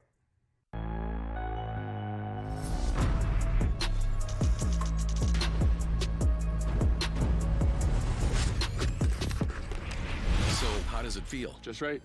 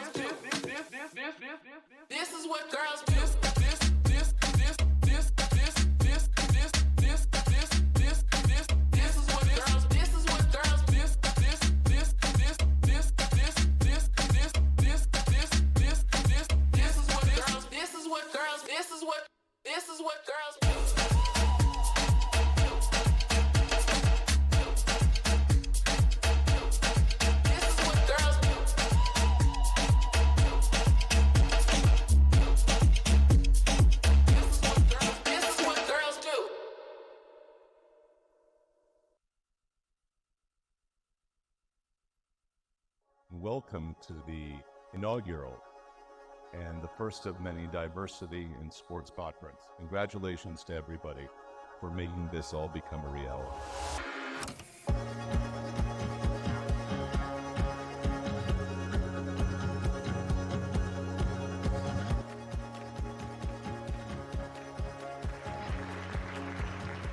I would highly recommend that people within the sport landscape in Canada definitely come out to this conference next year. There's so much good information that can be absorbed from here, and I think we can all be part of the change within Canada if we all actively engage in conversations like this.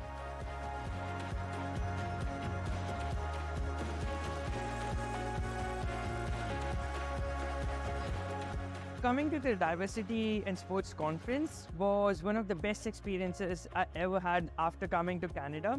The people I was able to meet, the people I was able to network with, the friends I made, and the learnings I gained were tremendous.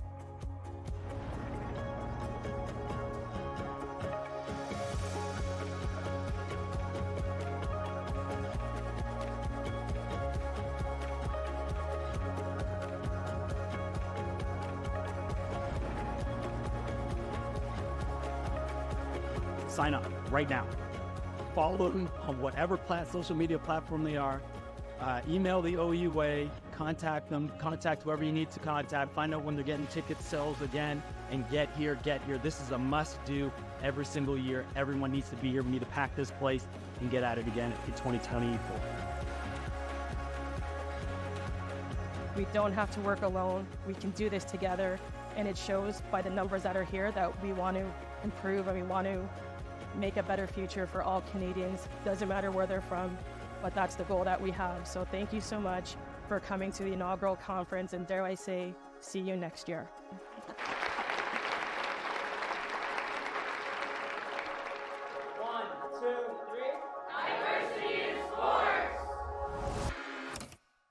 I belong. I belong. I belong. I belong. I belong. I belong. I belong. Saying I belong carries significance. It goes beyond individual or team performance. It touches on the broader social context of the representation within sport. Saying I belong conveys a powerful message. A message of empowerment, resilience, and the breaking of barriers. Signifies determination to overcome obstacles and succeed in an environment that may not always be inclusive or representative of diverse backgrounds. Saying I belong asserts the right to be recognized, respected, and valued. Highlights a desire to challenge stereotypes and to promote diversity. It inspires others from similar backgrounds to pursue their dreams in sport while feeling supported. Saying I belong can also serve as a reminder to the sports community. A reminder of the importance of inclusivity, equal opportunity. And create an environment that celebrates and embraces diversity. It can pave the way for greater representation and contribute to positive change in the industry. Saying I belong is a powerful affirmation that everyone has a rightful place in the sport.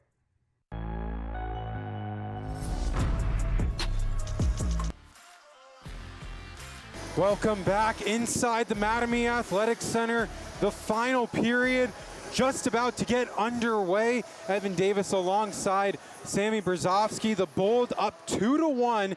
The shot discrepancy though, 35-19 in favor of the visitors, UQTR. That's right. I mean, the story of that has really been all about one guy.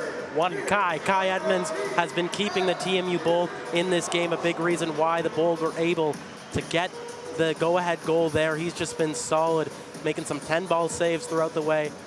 The Bold, they're 20 minutes away from their first championship, but I mean, if the UQTR Patriots keep it going, it'll be very hard. So the Bold, for them, they'll definitely want to respond, maybe play a little bit more defensively than they did in the second, get the puck out a little bit easier. And UQTR, I'd honestly say they got to keep doing what they've been doing, and eventually they will find a way. Yeah, you just want to play too defensive if you're the Bold. You still got to be aggressive offensively, but you talked about Kai Edmonds, 34 straight saves since giving up the first goal on the first shot. That's right. He has been so solid, so contained in his net. And, I mean, you mentioned, you know, you don't want to get too defensive, and you're right. A lot of teams have a tendency to pull back. And for the TMU Bold, their greatest strength on defense is often their offense, you know, and I think it's kind of a backwards bit of the saying, you know, the best defense is a good offense in this case. Yeah. Because they have a lot of speed to get the puck out and generate it and just keep the puck on the opposite side of the ice. And that goes a long way, you know. They just want the time to tick down. And while they're at it, they may as well try to tally it up, keep their game plan going just as if it was a tie game. So it was Carson Gallagher who broke the tie for the Bold. He scored the first goal for TMU in Game 2 against Brock, has somehow just found a way to step up in the big moments. 2 playoff goals so far, and none have been bigger. That's right, and he's one of those guys, one of those Mr. Game 7 guys that have just found ways to come out in the biggest moments possible. And I mean, that's what every team needs, and that's what's so valuable. I mean, doesn't really matter what happens in the regular season. The TMU Bold have been working all towards, we've seen this season, the amount of games we've called, it's all been about this game right here. And the Bold are 20 minutes away from potentially winning, their first OUA Cup. UQTR looking to tie things up as the Bold won the draw and are controlling it in the Patriot zone. It's Kevin Gersoy with it, who sends it back down. Bowler's aggressive on it as Letellian was tying him up. Noel feeding it up top to Waugh. Waugh dancing around Wells. Waugh looking for his options, will just send it back down. Puck behind the net as Waugh's with Wells. Noel up top, shot gloved in by Edmonds, and a quick offensive pressure from both sides. That's right, and Noel must have about 4 or 5 shots from the point, some hard ones on Kai Edmonds throughout this game, but he hasn't been able to beat him. A nice clean shot there was never going to trouble Kai Edmonds. As we have another look, an errant pass goes out to Noel, and that's not a guy you want to leave an errant pass to. but Edmonds does a nice job of trapping that puck, getting the face off, not allowing for any rebounds. Yeah, Noel, 12 goals during the regular season, has 1 tally in the postseason as Fournette on the draw with Bowie. And it'll be a face-off to the right of Edmonds. And Connor Bowie has been spectacular on the draws for the Bold. And they control that one yet again as Cole Cameron will try to chip that one out. And he does successfully as Roberts has it. Roberts will skate in, leave it off for Playfair. Playfair shot gloved in. And a rebound chance, Playfair with it again. Stops up, shot, save made by Gravel. And no extra opportunity for the Bold. And Gravel forced to make a couple huge saves there. As we take another look, you know, that was a nice little play from Playfair to just throw it on net looking for the rebound. But Bowie was not there to jump on that one. But the puck bounced just out to him again. He had a nice little shot, but that time Gravel was able to capture that one and hold on to it. And just like Edmonds did just moments ago, forces the face-off in his zone. A face-off to the right of Gravel. It will be Portacalis on the draw, going up against Felix Leon. The crowd chanting loud. They want to see the TMU Bold walk away victorious. As Leon was trying to dump that one in, offside call. It'll be a face-off just outside the TMU end. Yeah, and UQTR, they've really picked up where they started. They left off in the second period, you know, just forcing things on net. Like you said, shots that are 36-21 right now. And Leon and guys like him have just been peppering Edmonds. But I think the Bold, if I was head coach Johnny Duco in that period, I think they realized they need to respond and do the same. You know, I think in the playoffs, you don't realize, it doesn't matter, like you said, how it goes in. It just matters that it goes in. So I think they'll take what they can get.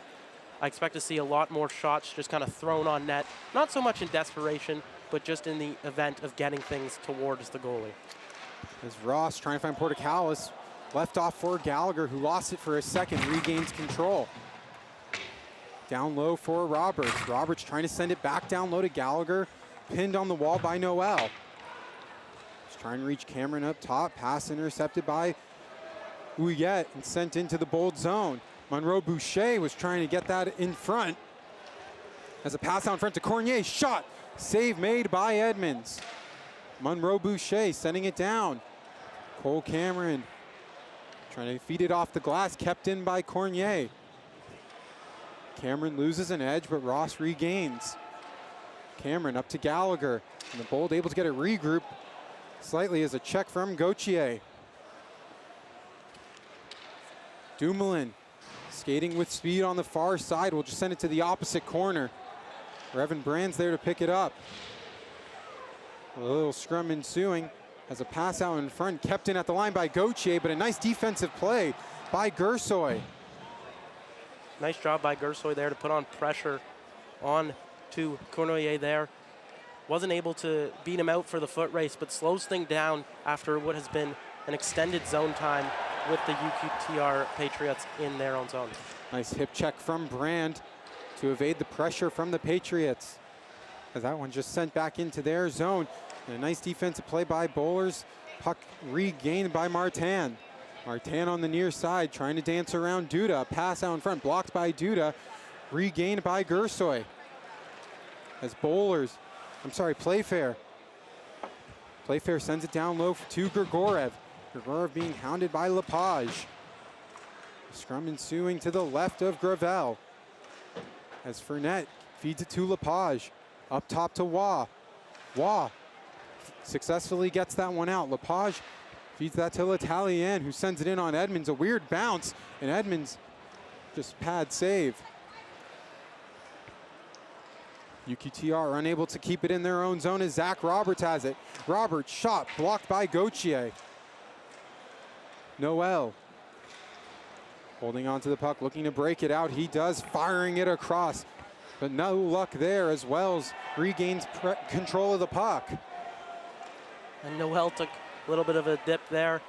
And the TMU fans here in attendance at the Mattamy Athletic Center, they love that one. Looking to get in his head a little bit as the Bold, they haven't really been able to put the pressure on the other side of the rink just yet. I'm seeing a little bit of a line switch up there as we saw Roberts along with Playfair and Grigorev, and usually Grigorev is slated with Gersoy and Bowlers. So it's interesting to see if head coach Johnny Duco, as we see there, if he's trying to play with things as a response to how UQTR has been dominating puck possession.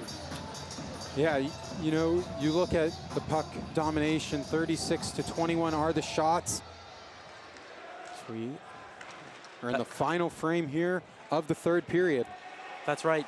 We've mentioned a lot about the shot discrepancy, but I was talking to a member, an alumni member of the TMU Bold, and he was saying, hey, back then we didn't really care. As long as we put the puck in the net, the stats didn't really matter. As Doherty fires that one, goes wide of the net. The puck loose on the near side. And Leon takes a heavy check. And that one just sent down on Edmonds. And with that whistle, we send it back down to our sideline reporter, Alexandra Beacock. Alex, what do you got for us? In just 5 postseason games, Kai Edmonds has been a force in TMU's net, lighting up the scoreboard. I can't, my thing's like dead.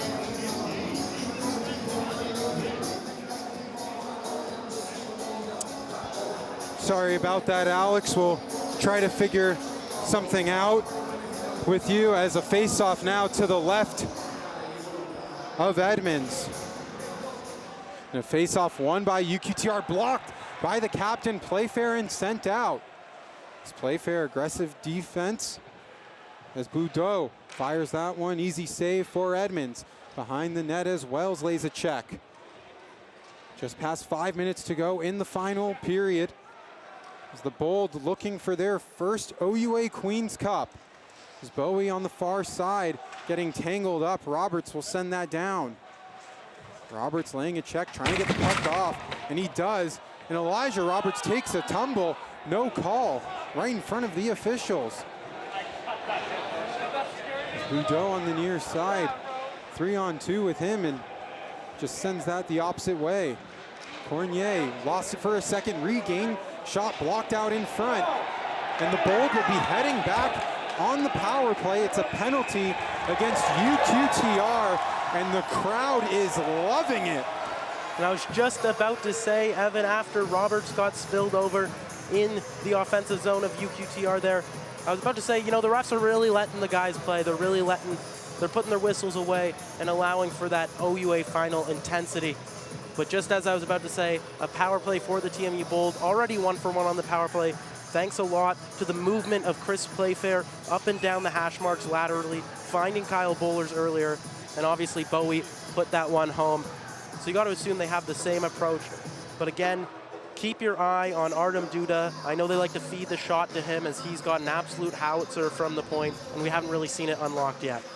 The Bold 1-for-1 on the power play. It was Connor Bowie who scored as a shot from Gersoy, kicked aside. The Bold struggled a bit in that series against Brock as the puck cleared out. Edmonds will hold on to it, will send it around for Bowlers. Bowlers with Fournette on him, a little bit of a power kill for UQTR. You'll see that a lot from the Patriots. What they like to do is attack the puck, not really allow the Bold or their opponents to set up, because once teams like the Bold set up, that's when the danger starts. You know, they got guys like Bowlers, guys like Bowie, Duda, who can just let them go on the net. So if you don't allow them to set up, don't allow them to get into the zone, then the danger isn't there. So you might see one man high in the Bold's defensive zone and even in the neutral zone to kind of just catch the Bold off their guard. As a face-off outside UQTR's end, we look at Gravel. He's been spectacular as well. 20 saves on the night. As a face-off won by UQTR, controlled by the Bold and Artem Duda. And Evan, we mentioned the importance of zone entry and exit for the TMU Bold, something that has been at their fault so far this playoffs. But if they can get going, that's when they're dangerous, when they're allowed to move and get set up and get comfortable. As Bowlers has it, up to Duda, shot, and his stick breaks, unfortunately. As Gersoy, nice defense to evade any pressure as UQTR still on the rush. LaFrance will leave it off there. Shot, save made by Edmonds. Lepage was left right in the slot, and Edmonds gets the Bold out of trouble. Shows you how hockey is a game of inches. You know, that could have been the 3-1 goal, but instead the stick snaps and it goes the other way. As Gallagher out in front, couldn't hold on to the puck. Porticalis, 2 bowlers, back up to Duda. He's got a new stick. Bowlers being hounded by Leon. Duda shot over the net, and it hits the stick, sent out. And UQTR heads for a full change. 20 seconds left to go on the ensuing minor.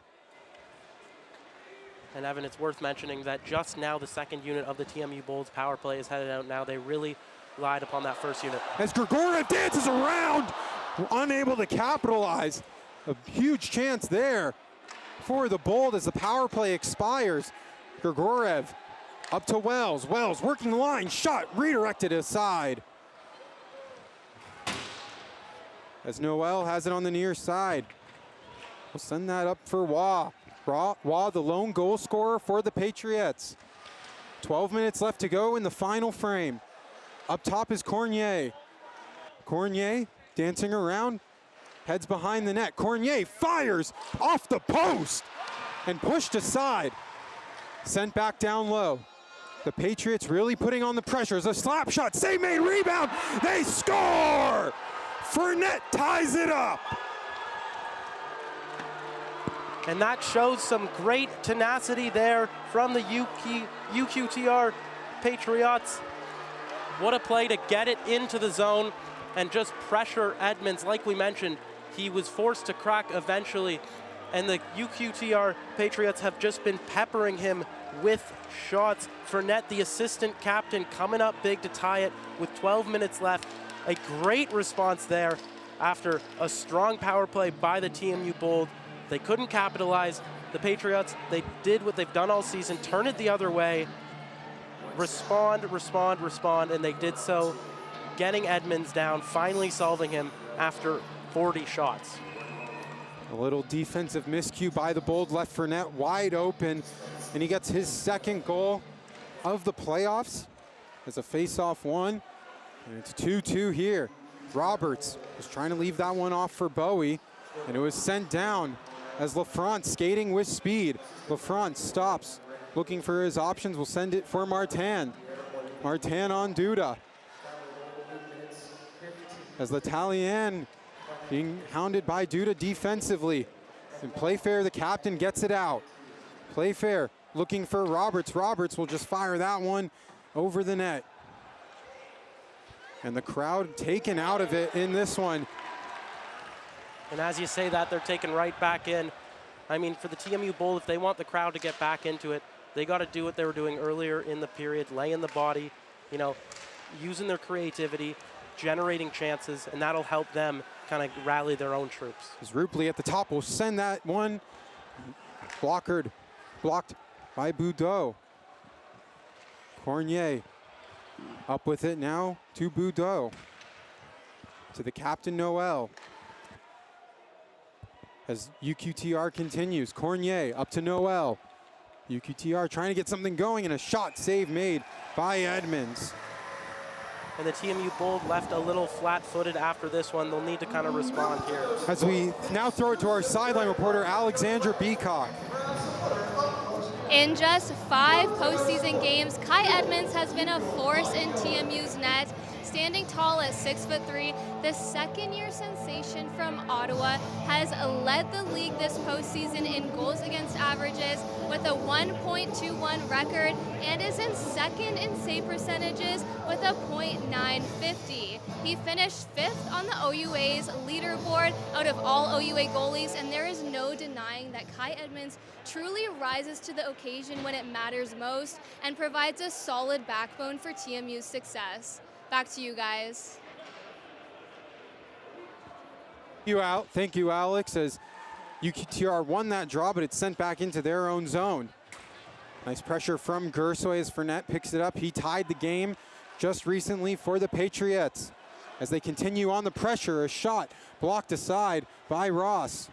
That was Monroe Boucher. Monroe Boucher working on Ross. Behind the net now, looking for some options. Feeds it up top as Lepage was unable to corral it, sent out by Grigorev. And the shot's 42-23 as the official took a nasty shot there. And UQTR looking to regroup again. The Bold got to get something going offensively. It feels like momentum's been sucked out a little bit. We can feel the kind of tension in the building now, a lot quieter than it was earlier for the home fans. You know, you can hear the nerves now in the building when they had a lot to cheer about at the end of the second. That's all gone away now. It's 2-2, and I'm sure the energy will come back if the Bold come back. Roberts to Duda. Duda shot, gloved in the breadbasket of Gravel. And for the TMU Bold, I think what they have to do is not panic. You know, we mentioned how the early goals kind of can allow you to get off your rhythm as we take a look at Duda's chance there. He's doing the right thing here, just throwing some pucks on net, getting the offense restarted again. Because, you know, we mentioned letting in that early goal can really affect your mood, really bring the troops down, but you have to respond. And it's the same thing here for the TMU Bold. They need to respond. And the UQTR Patriots, they got to respond in themselves. They got to keep it going. They can't allow themselves to get comfortable now that it's 2-2. What they need to do is keep pushing on Edmonds. As well, shot blocked quickly by Waugh, and he is slow to get up. He's gingerly heading to the bench. As Resnick got tied up there, and it's a 2-on-1. LaFrance on his backhand, working on Doherty, a pass across, save made, and it will be a penalty coming for the Bold as Kai Edmonds got absolutely barreled. That's right, as Jackson Doherty attempted to play the defender, to play defense, keeping him to the outside. It looked like he lost an edge there. All three players kind of went barreling towards the net. So we have another look at the rush that began there. It was a nice little tie-up, began the 2-on-1. And it looks like it's going to be the UQTR Patriots player headed to the box. Yeah, it'll be Felix LaFrance heading to the box. And the energy inside the Mattamy Athletic Center has been revitalized. You talked about Doherty. Great defense there to play on Noel. Noel is no slouch offensively, but right now the Bold will have a chance to take the lead with under 10 minutes to go. Yeah, this is a massive power play and a massive penalty kill. Because for the Bold, you know, obviously they can get momentum back on their side with either sustained offensive zone pressure or obviously a goal. As we look at what caused the penalty one more time, that one's tough. It doesn't look like it's too on purpose there, but I mean, cutting towards the lane like that is always scary, always dangerous. And for the UQTR Patriots, now they're, like I said, on the man advantage. This can go a long way as well. If they can get this kill after the TMU Bold's home fans were so out of it, and you could kind of see the TMU Bold, they had lost a bit of energy after that goal. If they can get a huge kill here with just over 8 minutes to go here, it would go a long way in developing the momentum of the rest of the game. So a really important power play, arguably the biggest of either of their seasons so far. And the Bold, 1 for 2, and a face-off to the left of Gravel. It'll be Bowie on the draw against L'Italien, and Bowie got a little too excited, and Playfair will be taking it. Playfair loses that draw back, and Lepage will try to send it out. Gersoy kept it in. Gersoy looking for his option, shot just over the net. Stopped by Bowlers, give and go between him and Duda. Duda looking at the line, feeds it to Bowlers, back to Duda. Duda looking, shot, save made by Gravel. Evan, you'll notice an interesting play there from the UQTR Patriots. They sent an offensive attacker around the boards as they rimmed it to try to force a short-handed play. Now that's a great play if it works, but if it doesn't, like that play there, it allows the last defender, in this case Gersoy, to move it around and have a bit of a 5-on-3 until you get back to position. A dangerous, risky move there, but as we've seen so many times from the Patriots, it can pay off. As Bowie wins the draw, Duda to Gersoy on the far side. Back up top to Duda. To Bowler's shot, just fanned on the one-timer. Gersoy regains. Looking for some options, feeds it to Duda. Duda walking, Bowler's shot blocked. Kept in by Duda at the line. 1:20 left to go on the power play, just about 8 minutes left to go. Gersoy shot blocked yet again by UQTR and sent out. That's gonna be a penalty, I believe. Puck over the glass.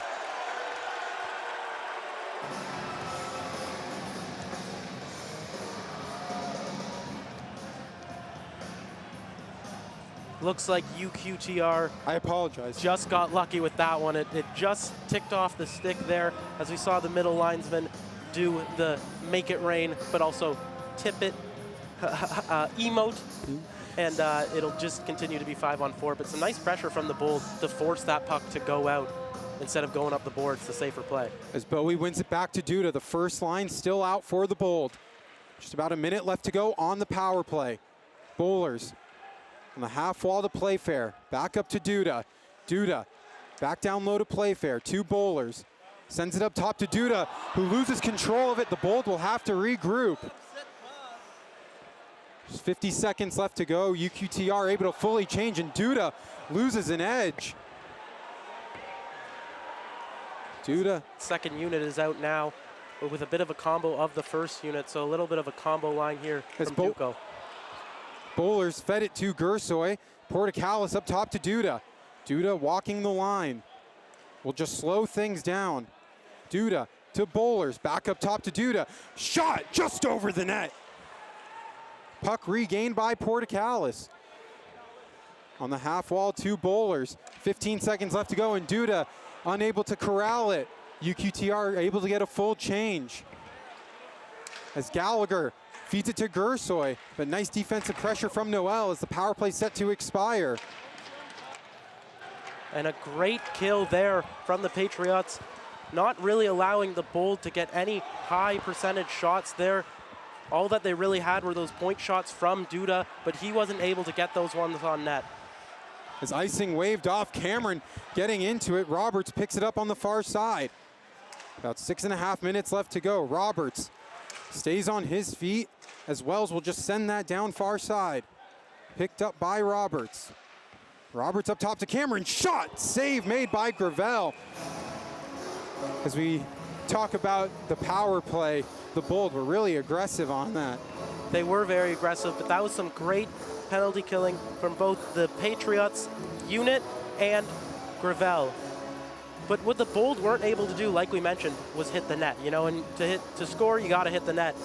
And the Patriots, to give them credit, they did a good job at shortening that lane. You know, they didn't have a lot of room to work with. Gravel's a big guy. He made himself look big. So the Bold felt they had to kind of pick corners, play around, really get tight up against the post, and they weren't able to find Twine on that one. But a big kill for the Patriots, even though momentum is now favored towards the Bold. They've had it in the Patriot zone for quite some time. Gauthier will send it up to LaFrance. No icing call. As Ross down low to Cameron. Cameron trying to get that out with Gersoy, kept in at the line by Cornier. To LaFrance. LaFrance rimming it around the boards for Gauthier, sends it back down to LaFrance. And a pass out in front looking for Cornier, intercepted by Grigorev. As Gersoy unable to connect on that pass. Cornier with it, will just feed it down low to Gauthier as the Bold go for a change. 5.5 minutes left to go in the final period. Gauthier behind the net looking for a breakout. Killing clock, the shot's 42-26 in favor of the Patriots. As that one sent down, Edmonds undecisive of what to do, and a nice interception by Playfair, and the Bold on the rush. Roberts will just dump that one in, Gopher aggressively, and a big hit. Oh, look out, Lepage got smoked, and we got to take a timeout, and Playfair sends down. This is a little aggressive here, both teams.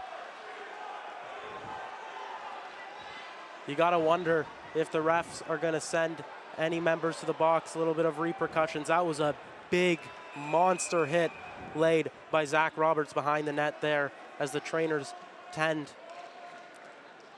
What a monster hit that was. I mean, I'm a little speechless as we saw a little bit of pushing and shoving there from Playfair and, of course, from Roberts as the UQTR defenders kind of came in and defend their teammate there. You wonder if Roberts is out of this game. That was a kind of dirty hit on Lepage. The numbers showing as Roberts went behind the net. Thankfully, Lepage able to get up under his own power, but with just under 5 minutes left to go, it's going to get interesting. I mean, on that hit on Lepage, it did definitely look dangerous. It looked aggressive, but the refs didn't have their hands up on that play. And it was only until Lepage was down that they stopped play. And you know, the UQTR Patriots players came in to defend their teammate, and that's when the whistle started going. I'd be surprised to see any boarding penalty. You might see a bit of roughing just to kind of make sure that the guys are staying safe. But, you know, it is the finals, and I know refs in this kind of situation do like to let them play the game. But hopefully Lepage is okay, and hopefully he can come back to this game. Yeah, it looks like he got a little shaken up. I couldn't see if he made his way into the dressing room, but he was definitely attended with a trainer. No players in the box, but just a really scary incident there for Jordan Lepage, the third-year defenseman from Rimouski, as it's a face-off just outside the zone of UQTR, and a face-off controlled by them. Up to Martin. Martin on the far side will just send that one down low for Monroe Boucher, who fires it in front. Noel on the slap shot. No one knows where it is. It's loose. The puck is loose. And finally a whistle. And the TMU fans not super happy that the play kept going after that. There was a bit of a scramble in front of the net. Let's have another look. You know, the puck kind of squeaked out. As we look at it now, Edmonds gets bowled over. You can tell no one really knows exactly where it is, and everyone's just digging for it. Good job by Edmonds to stay composed. As you saw, it squeaked past his pad there. No one really knew where it was, but a nice play from the TMU defenders, kind of flop on it, force a whistle, reset, get comfortable in their own defensive zone. Big face-off here in this one. It's Bowie against Fournette. And it's controlled by the Bold and Wells, as Roberts will just chip that one out, come in with speed. He's got Playfair. Roberts to Playfair, and the pass just could not get connected. Wells fires that one in, blocked by Roberts.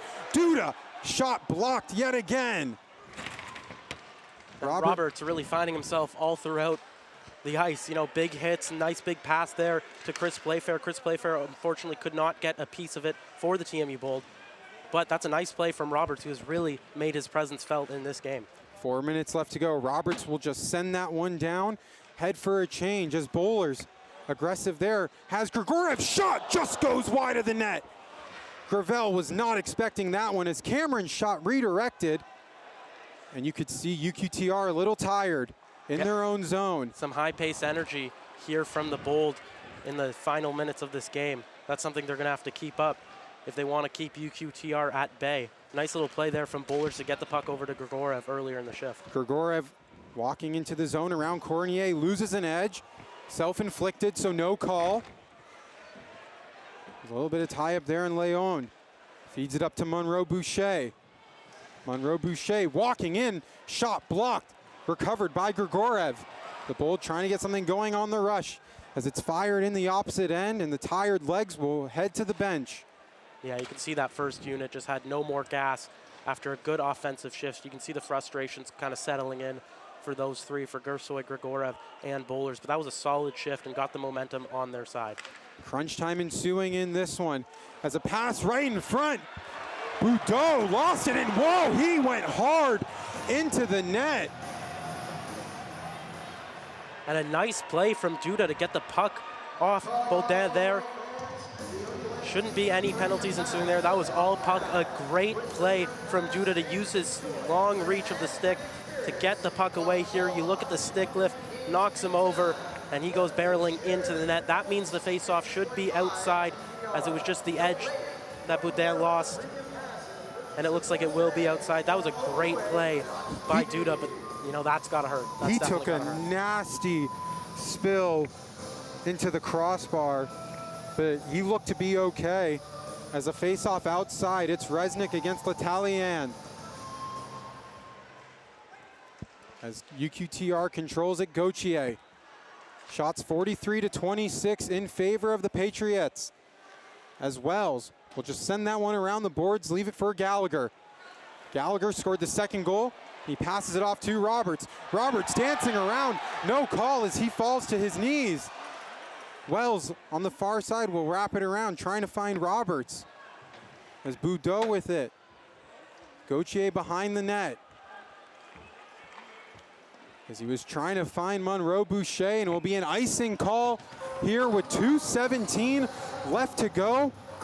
And it's a tied game inside the Mattamy Athletic Center. That's right. If I'm head coach Johnny Duco, I'm sending out the top line after this one. This is a tired UQTR Patriots lineup, and he is sending out the top line to get things going. It looks like they're going to call a timeout, though. Catch the breath. I mean, 2 minutes left in the game. That's what you got to do. Because, Evan, as I'm watching this game, you kind of have me thinking we're in last goal wins territory. Absolutely. Pressure time here for both sides. And we take a look at, Alexei Gravel, who's been spectacular in this one. 24 saves on the night and just a ton of grade A chances. Yeah, and we mentioned how the Bold were just kind of offensively onslaughting the UQTR Patriots this past little bit, and really the whole game. And we've talked a lot about Kai Edmonds and, his 41 saves, but Gravel has remained strong as well. He has only let up 2 goals, both of them very nice plays. Obviously, the Gallagher goal just squeaked by him, but he has remained solid as well. He's shown why he is seen as one of the best goalies within the OUA, why he's right up there with Unger of Brock or Edmonds of TMU. It's really been a goalie battle, and it's been super exciting to watch. And I'm looking, Jordan Lepage across, has his jersey off. Curious to see if he joins back in, but it's L'Italien against Grigorev. And it's a face-off controlled by the Patriots. As Rafa Nomensea will feed that one up to LaFrance. LaFrance holds that one, and Gersoy gets tripped up, no call. And the ref's really letting these two teams play. As Cameron was trying to find Gersoy for a redirect, and that one's sent back in. On the pressure with Grigorev is Fournette, who tries to fire that one out, gets it successfully to Bowlers. Unable to connect with Gersoy. And a puck up in the air, controlled by LaFrance. Sent back down behind the net. Bowlers on the pressure. He's got Gersoy with him as well as L'Italien for UQTR. And they finally get this puck out here. It's Waugh. 1:20 left to go in the final frame.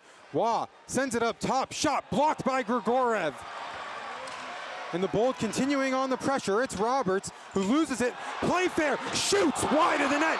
Rebound chance. Playfair feeds it up to Wells. 1 minute left to go. Wells shot gloved by Gravel. What a play that was from Chris Playfair to hop on the rebound there. Gets a shot of his own. Almost puts that one by Gravel, but once again, Gravel looking strong. Roberts with a nice little play. Playfair not able to find the twine on that one. Kind of popped out to him. You could tell he wasn't too prepared for that shot, but nice little offensive pressure from Zach Roberts. That's a nice job from the UQTR defenders to get their sticks on it and hop on that rebound before it got even more dangerous. Yeah, Playfair wanted the blocker side. It's Bowie on the draw for the Bold. L'Italien for UQTR. Face-off controlled by the Patriots. We just passed the minute mark of the final frame. The score tied at 2 as the puck sent down into the Bold zone. Shots 43-27 in favor of UQTR. They're looking for a three-peat. The Bold looking for their first. Bowie walking in, loses control of the puck for a little bit, sends it down to Playfair. Playfair continues to wrap that around. Duda, aggressive, picks that up behind the net. Duda gets tripped up, no call. And just, I don't understand. The crowd cheering, ref, you suck. 15 seconds left. Duda shot, just goes over the net. Wells sends it down low, 10 seconds remaining. Playfair on the half wall loses it. LaFrance will just hold on to it. And it looks like we'll be heading to overtime. 60 minutes, not enough. And we're tied at 2 apiece. And I gotta say, Evan, that was a crazy play behind the net from Duda. A little aggressive from him to bring it back as a defenseman himself. Brings it back behind the net, gets tripped up, no call there. And the TMU Bold fans are enraged with that one because, I mean, you know, that could be a big time decision in this game. You know, if that went the TMU Bold fans' way, if it went their direction, they'd be either on the power play going into overtime or potentially they could be going away with the Queen's Cup. So no call there. The refs are really putting their whistles away. And I gotta wonder if that's gonna continue in overtime. Yeah, well, 60 minutes, not enough. The score tied at 2 apiece. Chances galore for both sides and the aggressiveness continuing to ramp up. That's right, we saw once again, I believe you called him a freight train earlier, Zach Roberts of the TMU Bold. He laid a couple huge hits in that period. Of course, the one on Lepage, which seems to have sidelined him for the remainder of this game. And I think you got to wonder if that balance is going to kind of start to shift the other way, because now it is officially next goal wins territory. And you don't want to kind of overplay your hand, get yourself out of that positional spot. You want to stay defensively sound and not allow, you know, odd man rushes, not allow the quantity of shots that you've already allowed. I mean, you've allowed 43 shots in this game. Yeah, we take a look at the highlights from that third period. Back and forth action, but it was UQTR who was able to tie it on a Connor Fournette goal, left wide open in front, but Kai Edmonds and Alexei Gravel still doing everything in their power to keep this game tied. That's right, Evan, and we mentioned how the second period was kind of all UQTR and the Patriots. It was kind of all about them and their offense. But for this period, the Bold kind of got the momentum going on themselves. Obviously, the Grigorev play was a big turning point, as after that play, it was Fournette who put that one home. Similar to how Edmonds made that big stop in the first, and Bowie put in the tying goal of his own. So each goalies have kind of been forced to come up in big spots here, and they've answered the bell. And 41 saves for Edmonds, not enough. He still remained poised, but just a lot of quality chances for both sides. Alexei Gravel, 25 saves in this one, but they're going to have to find whatever energy they have left to get their team a OUA U Cup championship. That's right, and I think in this game, you know, now the mindset is just get the puck on the net, get it out of our zone, get into theirs. We take a look at the stats here. Both goalies, like you said, they have been phenomenal. And we mentioned the importance of the special teams. Patriots finally able to put in a power play effort that was stronger. You know, they stopped the Bold on their 2 power plays after allowing the first goal on theirs, and that's very strong after they got 8 penalty minutes. You know, we've seen a lot of physicality, and the special teams battle, I think, is a big determinator in this game. But, I mean, look at those numbers on the save percentage. 953 and 926. We are watching prime time OUA goaltenders right now. Yeah, it almost just feels like it's going to take a miracle to get one shot to go back in. And, you know, with all these shots on goal, they've done a lot of great jobs, the Bold have, of blocking shots, really trying to still make life any easier for Kai Edmonds, which is kind of crazy to say with 43 shots on goal, but we saw a few from Grigorev, from Wells, Bowie. You know, you can heal up later. That's right. We obviously saw a big one just after that play from Elijah Roberts, where he just absolutely wore one.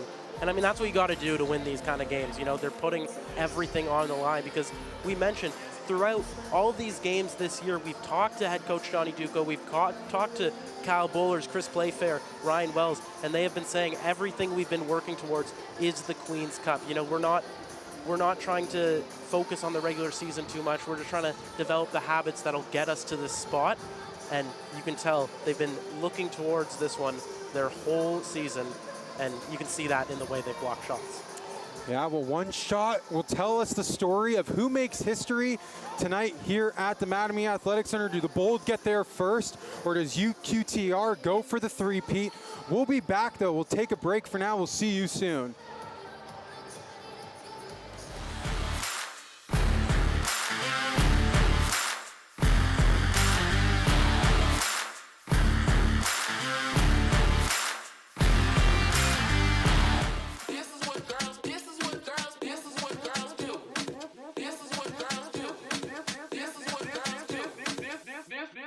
This is what girls do.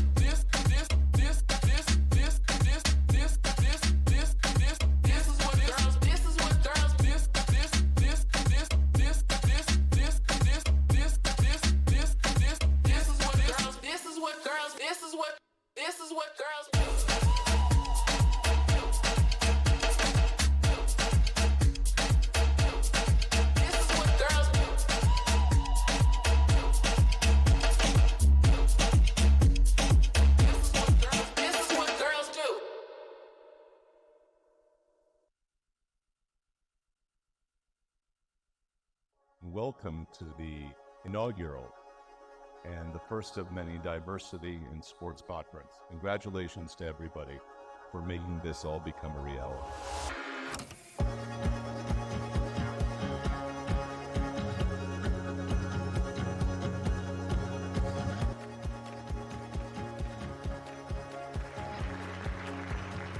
I would highly recommend that people within the sport landscape in Canada definitely come out to this conference next year. There's so much good information that can be absorbed from here, and I think we can all be part of the change within Canada if we all actively engage in conversations like this.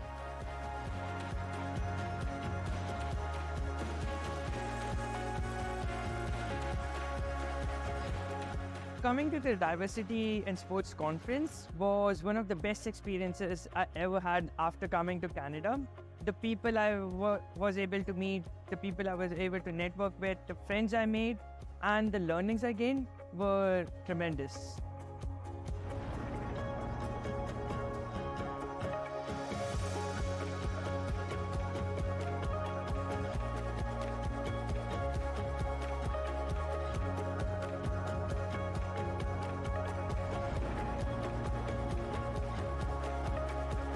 Sign up right now.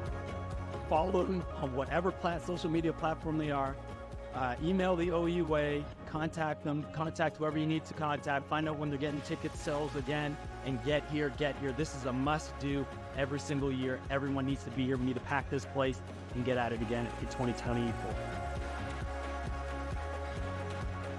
We don't have to work alone. We can do this together, and it shows by the numbers that are here that we want to improve and we want to make a better future for all Canadians. Doesn't matter where they're from, but that's the goal that we have. So thank you so much for coming to the inaugural conference, and dare I say, see you next year.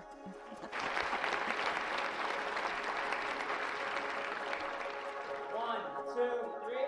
Diversity in sports. I belong. I belong. I belong. I belong. I belong. I belong. I belong. Saying I belong carries significance. It goes beyond individual or team performance. It touches on the broader social context of the representation within sport. Saying I belong conveys a powerful message. A message of empowerment, resilience, and the breaking of barriers. Signifies determination to overcome obstacles and succeed in an environment that may not always be inclusive or representative of diverse backgrounds. Saying I belong asserts the right to be recognized, respected, and valued. It hides a desire to challenge stereotypes and to promote diversity. It inspires others from similar backgrounds to pursue their dreams in sport while feeling supported. Saying I belong can also serve as a reminder to the sports community. A reminder of the importance of inclusivity, equal opportunity. And create an environment that celebrates and embraces diversity. It can pave the way for greater representation and contribute to positive change in the industry. Saying I belong is a powerful affirmation that everyone has a rightful place in the sport.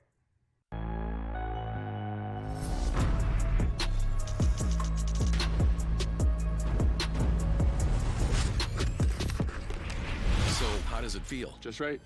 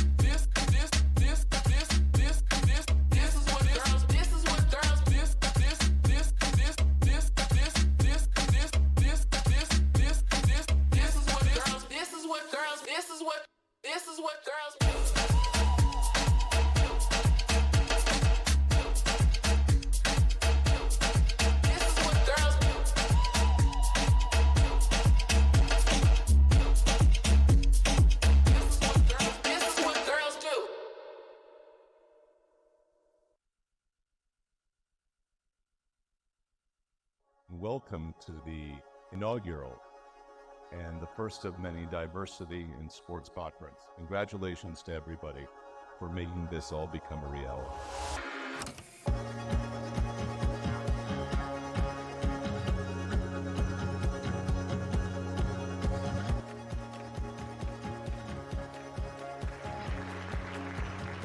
I would highly recommend that people within the sport landscape in Canada definitely come out to this conference next year. There's so much good information that can be absorbed from here, and I think we can all be part of the change within Canada if we all actively engage in conversations like this.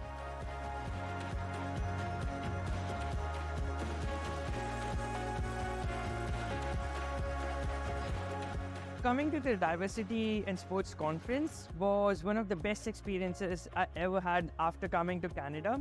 The people I was able to meet, the people I was able to network with, the friends I made, and the learnings I gained were tremendous.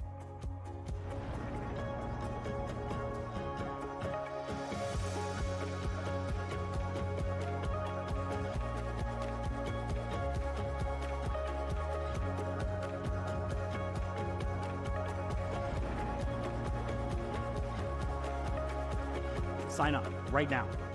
Follow them on whatever social media platform they are. Email the OUA, contact them, contact whoever you need to contact, find out when they're getting ticket sales again, and get here. This is a must-do every single year. Everyone needs to be here. We need to pack this place and get at it again in 2024. We don't have to work alone. We can do this together, and it shows by the numbers that are here that we want to improve and we want to make a better future for all Canadians. Doesn't matter where they're from, but that's the goal that we have. So thank you so much for coming to the inaugural conference, and dare I say, see you next year.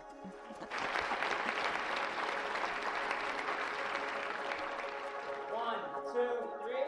Diversity in sports. I belong. I belong. I belong. I belong. I belong. I belong. I belong. Saying I belong carries significance. It goes beyond individual or team performance. It touches on the broader social context of the representation within sport. Saying I belong conveys a powerful message. A message of empowerment, resilience. Well, 60 minutes was not enough here in downtown Toronto. We're heading to overtime between the UQTR Patriots and the TMU Bold.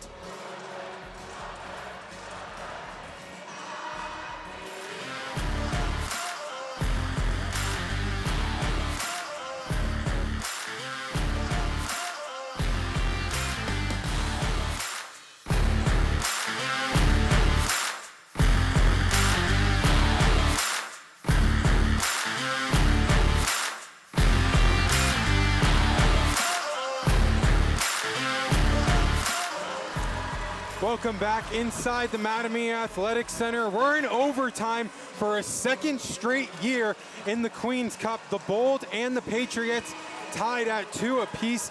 The crowd is insane. Evan Davis alongside Sammy Brzezowski. What a game this has been so far, and we get some free hockey. Yeah, and I mean, it really doesn't. I said earlier in the game, it doesn't get more exciting than this. I guess it did. I mean, OT, OUA Cup final, Queen's Cup.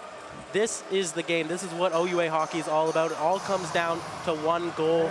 The season culminates onto one goal, and it'll be up to either the TMU Bold or the UQTR Patriots to figure out who's going to score, who's going to be the hero. Yeah, and Connor Fournette tied the game up in the third period, left alone, right in front of Kai Edmonds. It's why we're here right now. The Bold were able to score in the first and second period, but were unable to solve Gravel in that final frame. That's right, and he really settled in, you know. After letting in that 2-1 goal, it can definitely deject you a little bit, but he stayed solid. He kept his team in it. We kept making those comparisons from Hid to Edmonds in the first period and him to Edmonds in the second, where, you know, they were able, Gallagher was able to make it 2-1. And now it's so loud in here. I'm sorry, Evan, I can barely hear myself think, but the passion is very high in this building, and you could feel that tension just get pulled, and it all dropped when Fournette tied the game But now energy's back up. It's a new period. And for the TMU Bold fans, they want a goal. Yeah, the TMU Bold looking to make history, capture their first Queen's Cup on home ice, and UQTR, they're looking to start a dynasty and get their third straight Queen's Cup. And I'm looking across beside me, defenseman Jordan Lepage. He's dressed, but not on the bench. Face-off underway. It's overtime hockey. And the Bold win the draw. Sent down in, recovered by UQTR. It's LaFrance. LaFrance will send it into the Bold zone. Wells will pick it up, fire it across the boards. Gauthier sends it back down. Wells recovers.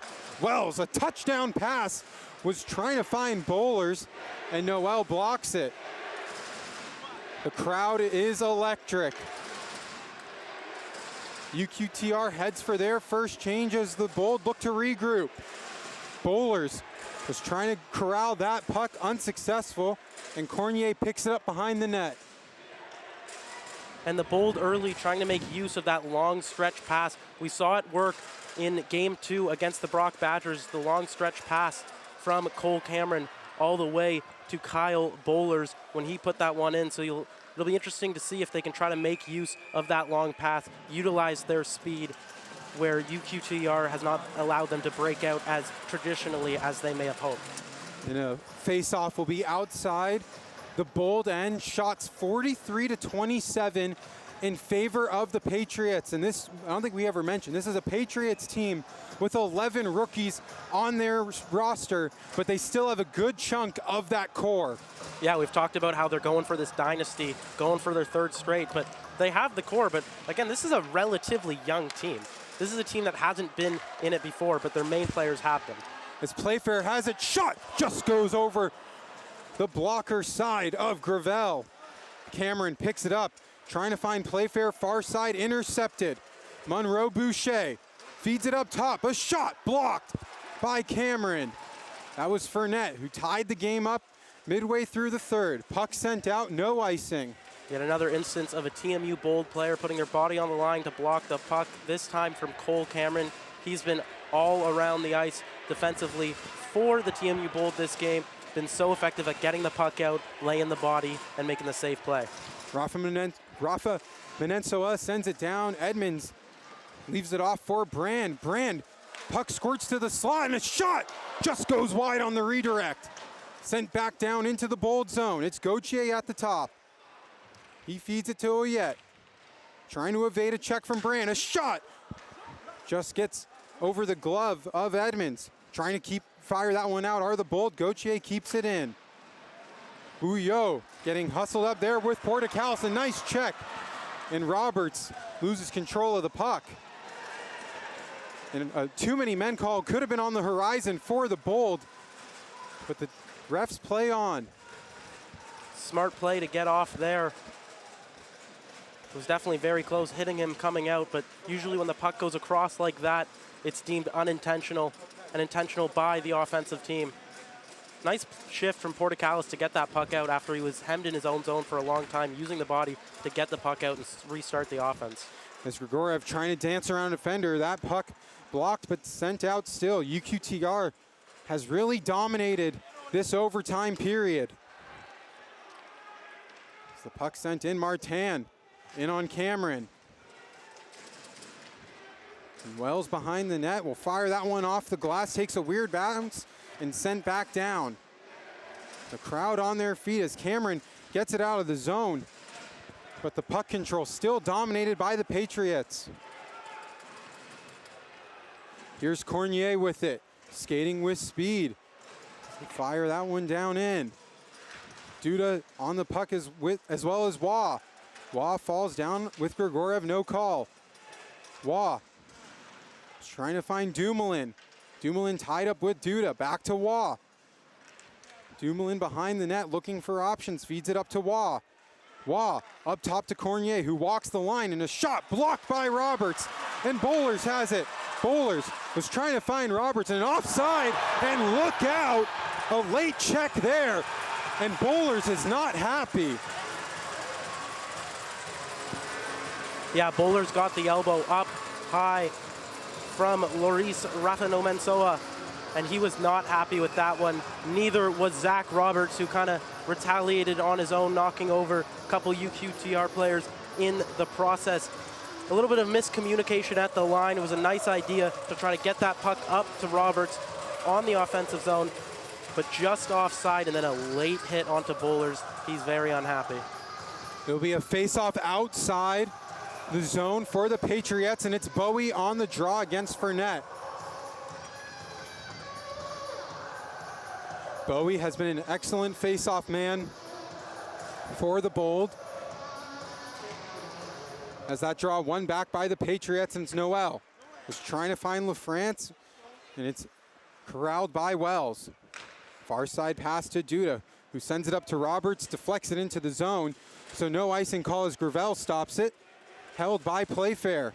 The Bold looking for some offensive zone pressure. Bouillot gets leveled by Roberts. To the left of Gravel. Roberts trying to keep that in as Playfair has it. Playfair, fans on the shot. And that one sent out, look out. But it would be a face-off in UQTR's end, and the Bold are finally starting to gain that offensive zone pressure. That's right, and there's one man to thank, or two men to thank for that, Chris Playfair and Zach Roberts. Great offensive pressure for them as we take another look at Zach Roberts. We've been talking about him all night.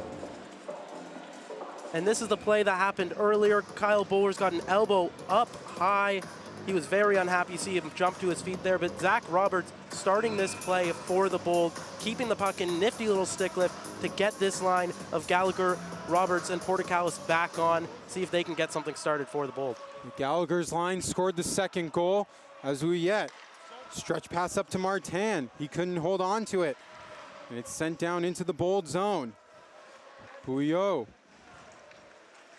He'll leave that one off for L'Italien as a shot took a few bounces, ends up on Cameron's stick. The Bold looking to regroup. Elijah Roberts calling for it aggressively as Cameron gets sent into the boards. Gauthier will fire that off the wall for Ouillet.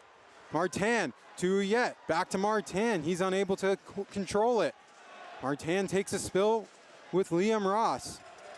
The puck squirts out for Grigorev.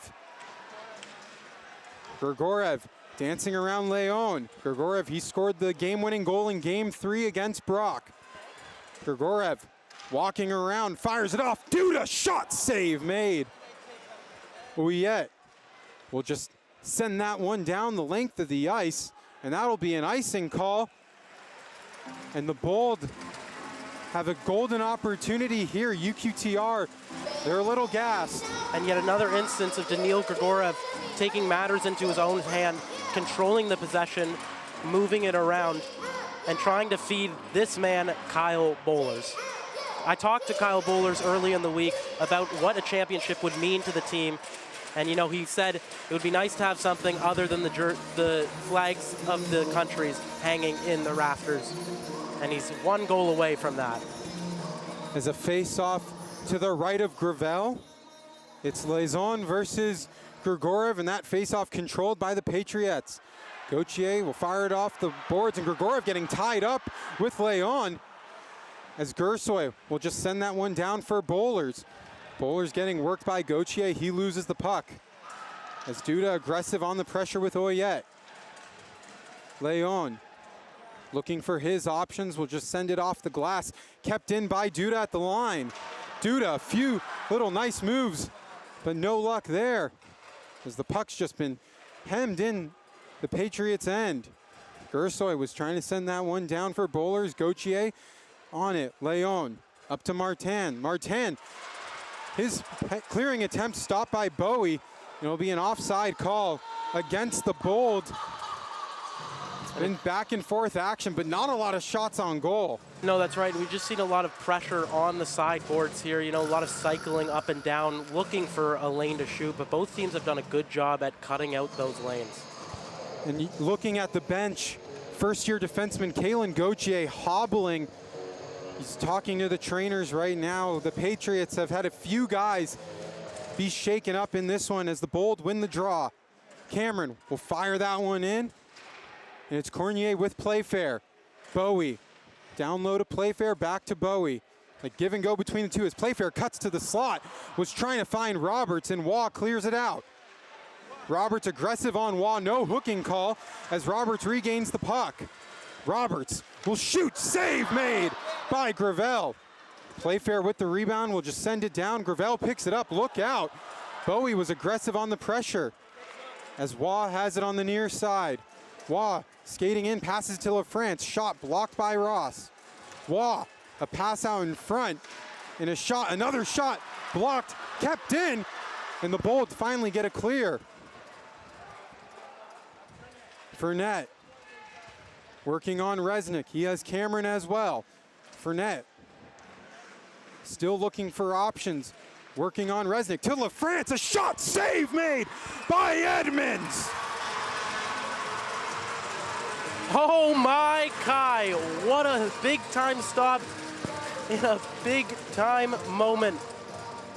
A point blank one-timer in front of the net. Let's have another look. That's a nice pass from the goal scorer Fournette to the superstar LaFrance, who absolutely unwides that shot, but Edmonds does a great job, captures that one, no rebound, jumps on it. He's keeping his team in this. And that's the last guy you want to leave wide open in the slot, but Edmonds makes his 42nd save on the night. It'll be a face-off to the right of him as Bowie on the draw with Fournette. And Gallagher jumped a little bit. You see Bowie being used there to win the faceoff, and that's exactly what he does. Takes a stick up high in the process. As the Bold trying to get the puck out. A cross-ice pass was not able to be controlled. And Bowie heads for a change. At least he was hoping. As Duda sends it to Gersoy. Gersoy will just take it in himself, dump it in, and play F1. Gersoy trying to pass it in front. No luck there as Noel feeds it up top, but Duda has it. A shot, save off the and it was off the crossbar. That took a weird bounce as LaFrance walking in, loses control of the puck. A nice hit from Wells, and there wasn't too many men. We got a little ahead of ourselves as Duda gets it out. Gersoy on the near side, a heavy chick there from Boudreau. Behind the net is Cornier. UQTR on the rush. And Cornier just sends that down. Wells will fire it around the glass, leave it off for L'Italien. And L'Italien lost control. The Bold go for a full change. And they call an icing. And it looked like Bowlers didn't really know where the puck was there. He opted to go for his man on the boards there, laying the hit. It squeaked out. He may have been able to position himself. And let's take a look at how Gravel has kept UQTR in that. I mean, just inches away, ringing off the post, a weird bounce, shot from Artem Duda. We'll get a full picture here. I mean, within inches, and we'd be calling TMU Bold's first OUA Queen's Cup final win. Crazy how close this game has gotten to being ended so many times in just this frame. As Grigoriev wins a massive draw for the Bold, as Bowlers thought he had Grigoriev on the far side, pass intercepted. Here comes Beaudois on Rupoli. Evades two defenders there, and a pass out in front, shot just over the net. Leon had a wide open chance. Ouillet working on Ross on the near side. Leon trying to dump that one back in. He gets it back from Ouillet. Leon, aggressive is Liam Ross. And here they come, a shot, save blockered. Aside, Kai Edmonds remaining poised. As that one took a few bounces. As Chris Playfair dancing around. Bowlers unable to corral it, he's out of gas. As Bowie finally gets a stick on it and sends it in to the Patriot zone. He'll go in 1-on-3 as Elijah Roberts aggressive there. Just nearing the halfway mark of the first overtime. The score 2-2, the shots 44-29 in favor of the Patriots. As LaFrance sends it down low. Up top now is Cornier. Cornier back up top to Waugh, and miscommunication between the two. Gravel out of his crease to play it. Portocalis aggressive on the pressure. Noel as the Patriots look to clear, and they do. Duda walking in the zone. He's got speed. Duda, dipsy-do, and a great defensive play there from the Patriots as Duda falls in the crease. And Duda almost became the hero there on that play. Nifty little move to cut towards the net. We'll watch it again. Puts it through the legs. Hey now, almost gets it onto the net there, but just can't find his footing there. Couldn't quite get a shot off, but what a big time play. That's a great stick, yeah. What a defensive play by the captain, David Noel. If not, Duda might have scored on that grade A chance, but it'll be a face-off to the left of Gravel. We just passed the halfway mark. We talked about it. UQTR looking to start a dynasty. The Bold looking to get there first. A face-off won by the Patriots, fired on the far side to LaFrance. Unable to control it, so Liam Ross picks it up behind the net. The Bold looking to break out here. Liam Ross feeds it to Cameron. Cameron will just fire it along the glass as Gauthier there with Roberts. And that puck cleared out by Fournette. Cameron fires it across for Roberts. He's got Ouillet on him. Fournette was on him as Cole Cameron just sends it down the length of the ice for an icing call. And that's great pressure from the Patriots there to force the slap pass there from Cole Cameron. He was feeling the pressure, felt like he didn't have an option, so he was forced to throw that one up for an ice. Now this is a dangerous offensive zone faceoff for the Patriots, who are now facing off against a tired TMU Bold. It'll be Leon on the draw against Resnick. A face-off to the right of Edmonds. 9 minutes remaining in the first overtime. Puck controlled by the Patriots. It's Boudoir with it.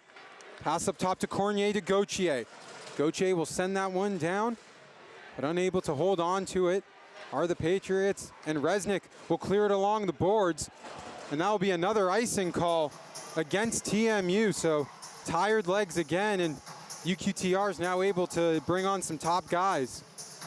I gotta tell you, Evan, that was a surprising icing call as it broke through two UQTR Patriots there and one TMU Bold player, but it looks like neither of them, or any of them, got their stick on it. Another offensive zone faceoff for them. They got a nice little cycle going earlier in this shift, so we'll see if they can continue that up and put a lot of pressure on Edmonds. Face off to the right of Edmonds yet again, as it will be Cole Resnick against Leon. Resnick wins a big draw back as Cameron fires it off the glass. Kept in at the line by Cornier, but the Bold have a rush. It's Zach Roberts with Playfair. Roberts shoots, save made by Gravel, and no rebound. And what a rush it was for the TMU Bold after a long time in their own zone. Let's have another look here. Roberts didn't have the passing lane, elect to shoot. He almost slipped that one by Gravel, and the arena, you could feel it ready to explode. Everyone was on their feet. A nice little rush from Roberts, who was having himself such a great game. Now the Bold bringing on their top line, looking to respond to that momentum that Roberts just gained back for them. It's top line versus top line. Grigorov against LaFrance. And LaFrance wins that draw back. UQTR will successfully clear the puck out of their own zone, send it into the Bold area. Wells just trying to get that one out. UQTR keeps it at the line. Back down low. Wells on the pressure there with Waugh. Well, 2-on-1 as the puck squirts out to Noel. Noel, a no-look pass that's kept in. Waugh. He passed it. That one off to Monroe. Boucher back down low to Waugh. 7:55 left to go. As Noel fans on a one-timer, and Bowlers gets it out. Gersway might have a chance here. A nice defensive pressure. UQTR looking to control the puck still. There's Rafa Mensoa. Up to Fournette. LaFrance cuts to the slot. Shot, save made by Edmonds. A blocker save as that puck successfully gets out. Carson Gallagher hard on the rush with Gauthier. And the Patriots continue. Fired out of the zone, held down by Cameron. Cameron unable to get it out as LaFrance fires it, shot just goes wide of the net. Roberts with LaFrance and Fournette. Cameron trying to get this puck out as Roberts looking for his options. Roberts will feed it up to Roberts. Sent down in where Gravel stops it. Gravel fires that one off the glass. He has LaFrance. A nice defensive play from Wells. Bowie will chip it off the glass and brought down by Gauthier. Ouillet working on with Wells. That puck sent down into the Bold zone, picked up by Playfair. Behind the boards to Duda. Stretch pass up to Roberts, who just dumps that one in. Gravel picks it up again. Gravel off the glass, left for Playfair. Playfair trying to walk around Cornier, and a nice defensive play by him to get it out. Duda will feed it to Wells. 2-2 shots, 45-30. About 6 minutes left to go in the first overtime. The Bold looking to get there first. As Gersoy leaves it for Bowlers, back to Gersoy, and the play just unable to execute. As a tired defender and Cornier still left on the ice. Bowlers working on a Gersoy shot, save made by Gravel. Ouillet will try to clear this one out. He does successfully, but Bowlers knocked it down. As Leon just dumps it in, and Wells leaves it for Duda. Duda now up to Gersoy as the play unable to be executed, but Duda picks it back up again. Feeds it to Wells. Wells stretch pass up to Grigorev. Grigorev, we talked about it, he scored the game winner in game 3. He has it, stick broken, and another unfortunate bounce that goes in favor of UQTR. Martin to Noel as he was trying to find another forward. Martin evades offside, just fires it, glove down by Edmonds, and for the first time in a long time, we have a whistle. Yeah, a lot of back and forth play on that one, and the Bold finally able to get some pressure. Grigorev thought he had a chance, just like his Russian teammate. His stick snaps in his hand. That's 2 times now for the TMU Bold that a stick has gone awry and stopped the play for them. Now a face-off in their own zone after what was a nice couple minutes for them getting it back. This is a dangerous spot for them. They'll hope to just get the puck back in their zone, start the offense once again. As Bowie won the draw, a quick shot by LaFrance as he has it behind the net, working on Rupoli. A pass out in front, blocked by Ross. And that was another chance. The LaFrance brothers had a chance to give UQTR the win in overtime. As we take another look at the shot here, it looked like Ross did get a piece of it. That's why the face-off is inside. We'll have one more look. It was a nice job to get that pass in front once again to LaFrance. I mean, he's been left almost open a couple times in this overtime period. Like you said, not the guy you want to leave open. The #1 goal scorer in the OUA this regular season. Face off to the right of Edmonds. It's going to be Fournette and Bowie. Playfair jumped on the ice as well in favor of Gallagher. As Noel walking the line, feeds it to LaFrance. LaFrance shot blocked in front and sent back down. Ross will clear that one out. Playfair unable to corral it. As a pass to LaFrance, unable to be executed.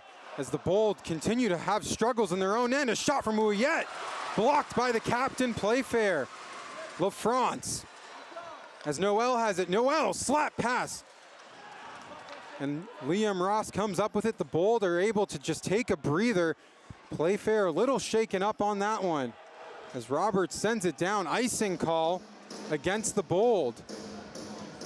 You know, and that's a tough play to make because on the one hand, you know, you wanted to calm things down, take your time, allow for the change. But you're kind of on the man advantage there because, you know, the UQTR Patriots had already made their change. The TMU Bold members were dog tired getting off to the zone. So Ross didn't really have any options there on that pass aside from going for the long stretch pass, and he didn't want to turn it over, so it's a tough call to make for sure. The Bold were able to get some fresh legs on the ice as Roberts controls it. Grigorev took the draw against Leon. Cameron skating with speed off the boards to Bowlers. Bowlers was trying to work around L'Italien as Waugh has it. Back down low to L'Italien and little miscue. Grigorev out in front. It's on top of the crease. And Gravel just holds onto it, stops up any ridiculousness that was to come. Yeah, we almost saw another weird bounce lead to a TMU Bold chance. I want to have another look at this one. Let's take a look. Grigorev fighting Gravel behind the net to get there. It tips off Grigorev's stick behind the net and just dribbles along the top of the net. I mean, you don't see that too often. Now I think that's twice we've seen the puck hit off the top of the net in this overtime period alone. But nevertheless, it leads to an offensive zone faceoff for the top line of the TMU Bold. Face-off to the left of Gravel. It's L'Italien against Grigorev. The top line out for the Bold as the Patriots able to win the draw. Duda keeps it in at the line, but it's quickly sent back out by the Patriots. On the far side is Monroe Boucher trying to work on Duda. He stops, shot just over the net. And that was Jeremy Martin. Unable to hold it in at the line. Nice pressure from Grigorev. Bowlers comes up with the loose change. Bowlers gets checked heavy, and the puck's still loose as Grigorev picks it up. Grigorev behind the net trying to evade the pressure from Martin. Up top now to Wells. Wells to Duda, shot just goes wide. A sliding Martin gets the puck away from Gersoy as he feeds it up top now to Beaudoin. Working on Duda, and Duda one-handedly trying to get that out, and look out, a shot gloved by Edmonds. Kai Edmonds once again keeping his team in this one, this time with an epic glove save.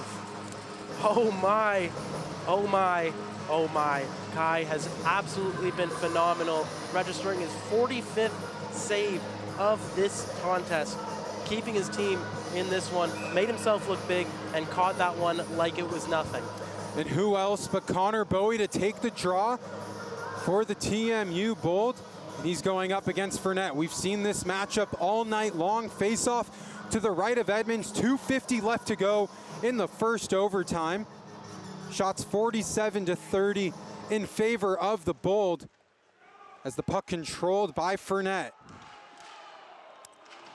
My apologies, shots in favor of UQTR as Roberts putting on the pressure. Gallagher was unable to corral and make any noise. His defender falls to his feet. Cameron shot hit the mask of Gravel. The pressure the Bold are putting on is immense. Cameron working on Fournette. Cameron and Fournette both fall to their knees as they're both slow to get up. Ross to Gallagher. Gallagher up to Portocalis. Portocalis on the far side, cutting in with speed. He gets around a defender, and a great poke check from Gravel, where Portocalis would have had a wide open net. And Gravel with that poke check may have just saved his team shot at this one. Portocalis was streaming across the crease there. He had the patience to wait. If he would have got across, he would have put that one home. Amazing play by Gravel there. Wells was trying to find Playfair on the far side, fired out of zone, and it's Noel with it, the captain for the Patriots. As Gauthier feeds it to Lazon, he just sends that one in. Duda fires it off the glass. Will be an icing call against the Bold with 1:29 left to go in overtime. You know, at the beginning of overtime, it felt like it was all Patriots, but it feels like the momentum has come back in the Bold's favor. As we take a look at the replay, my God, Portocalis had a chance. Yeah, Portocalis broke by captain of UQTR, David Noel. It was just him and Gravel, but Gravel, what a high IQ play to go for the flying poke check there, because if he hadn't, he would have been able to cut across the crease, like I said, and put that one home. It was just him and Gravel. Amazing play, heads-up play from Gravel. As UQTR wins the draw, Roberts has it, and the Bold have a little rush going here. Roberts unable to find Playfair. Aggressiveness behind as Gauthier trying to get that one out. Heavy hit from Roberts as Wells settles it down. And a nice stick there to send it back into UQTR's end. That's a nice play from Ryan Wells, not to panic and just throw it onto a shin pad or throw it onto another player. As a stretch pass was trying to find LaFrance, but yeah, you make an excellent point. Yeah, he took his time and just dumped that one back in, allowed for the TMU Bold to get a much needed line change. 40 seconds left to go in the first overtime. As a pass out in front, Cornier fakes out the shot, redirect, save made by Edmonds. On the doorstep was LaFrance. Back up top to Cornier. This building is electric right now. Kai, what a guy. I've said it so many times today, but once again on the doorstep of the championship, and he said no. As Bowler's unable to control. 10 seconds left to go in the first overtime. Reminder, it's continuous, so we'll head to double overtime if still tied. Maybe one more chance as UQTR shot.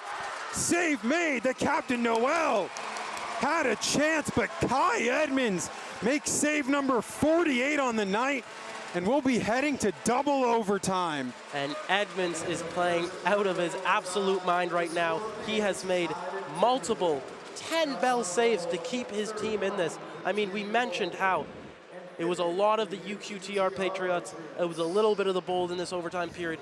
But I mean, the Patriots, they had multiple grade A, double A, triple A, whatever you want to call it, chances. And Kai Edmonds, he made that save. Look at that huge save. He makes himself big, kicks his toe out, uses his 6'3" frame to get across the crease to stop that one. I mean, many other goalies in the OUA wouldn't have been able to make that save, and he did anyway. I mean, what a fantastic overtime from him. What a fantastic game. He has 48 saves now on the day, and if I'm the TMU Bold, I am giving him absolute props, absolute taps, and trying to win this one specifically for Kai Edmonds. And Felix LaFrance had the back door wide open, just wasn't able to fully elevate that puck, but towards the middle frame of overtime, the Bold were able to gain momentum. And in the beginning, it felt like UQTR was dominating, and we'll take a look at the highlights coming up. UQTR was really forcing the Bold just to clear the puck out. Yeah, that's right. I mean, they were pressured from the get-go, and that's what you need to do if you are, you know, a member of this team. You know, you got to just keep it going, keep the pressure on. And you mentioned Felix LaFrance had the grade A chance, but Simon LaFrance, he also had a chance as well, and Artem Duda, he had a chance. I mean, it was back and forth, and it was such good hockey. I think this was probably the best chance here for the Bold, this Zach Roberts little break he had. We have another look at it. Didn't have the lane for the pass, but it was a nice little 2-on-1. Portocalis, he cut across. That was an amazing poke check from Gravel. I mean, it's just phenomenal what these guys have been doing on the back end, what Gravel and Edmonds have been doing to keep this game tied. Yeah, and I don't think we talk about Gravel enough. We take a look at the stats after the first overtime. The shots 50-31 in favor of the Patriots, and this was a team coming into tonight that was only averaging 31 shots on goal. And I mean, you look at the goaltenders. I love this type of hockey. I mean, this is hockey at its finest. I mean, we've seen so much creativity from guys like LaFrance, Laval, from Bowlers, from Roberts, and it just hasn't been able to consolidate into one goal. We're going to double overtime for the Queen's Cup. I keep saying it doesn't get more exciting than this. I might just put my foot in my mouth, not say anything anymore, because it just keeps getting more exciting, keeps getting more intense. Yeah, we'll grab that coffee, folks. We are heading to double overtime, so stay tuned. We'll head to break right now, but one shot can end it all.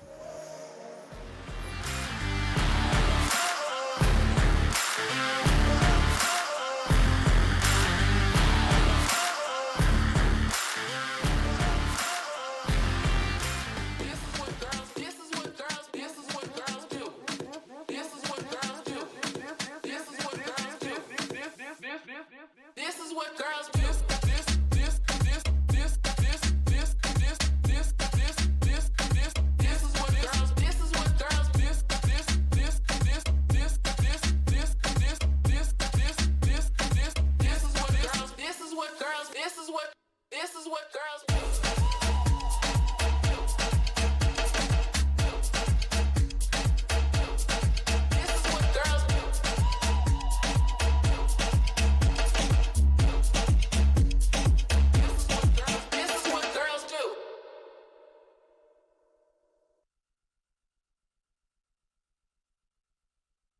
welcome to the inaugural and the first of many diversity in sports conference. Congratulations to everybody for making this all become a reality.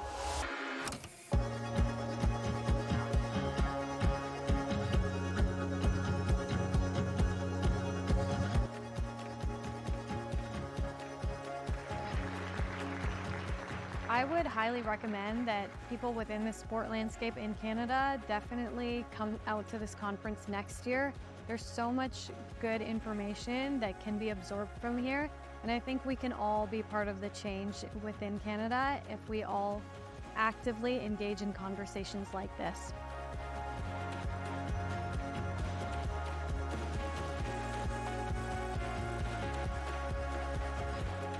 Coming to the Diversity in Sports Conference was one of the best experiences I ever had after coming to Canada.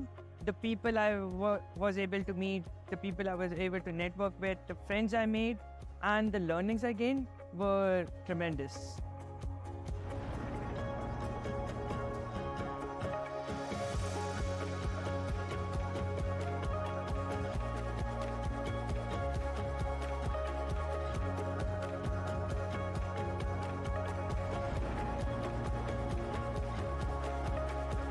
Sign up right now. Follow them on whatever social media platform they are. Email the OUA, contact them, contact whoever you need to contact, find out when they're getting ticket sales again, and get here. This is a must-do every single year. Everyone needs to be here. We need to pack this place and get at it again in 2024. We don't have to work alone. We can do this together, and it shows by the numbers that are here that we want to improve and we want to make a better future for all Canadians. Doesn't matter where they're from, but that's the goal that we have. So thank you so much for coming to the inaugural conference, and dare I say, see you next year.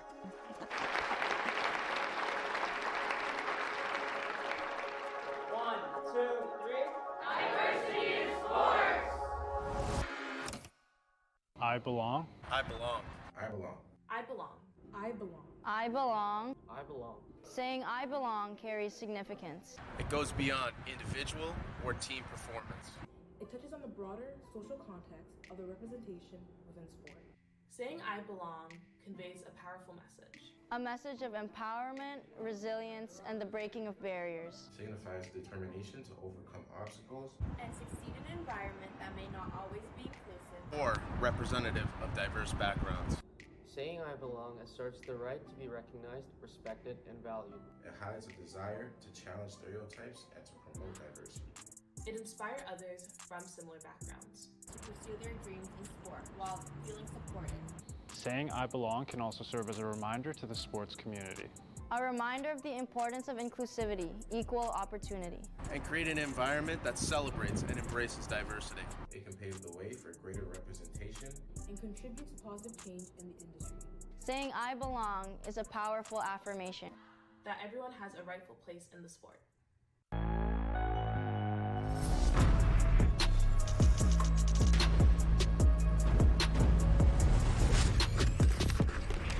So, how does it feel? Just right.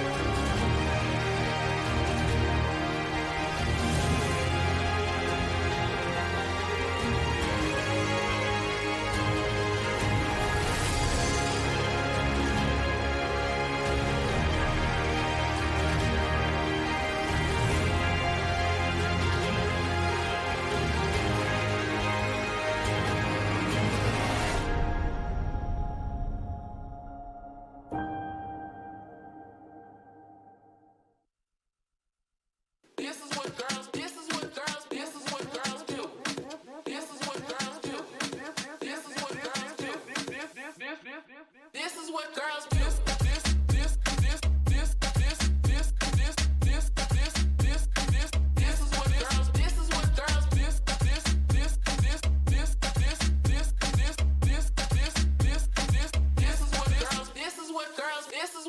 This is what girls do.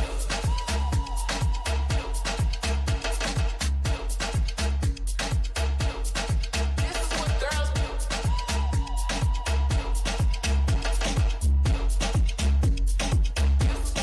This is what girls do.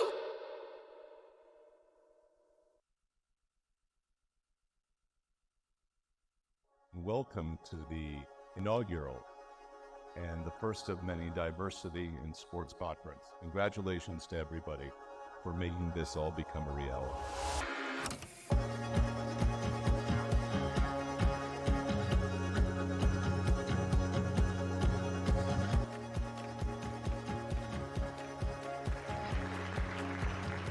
I would highly recommend that people within the sport landscape in Canada definitely come out to this conference next year.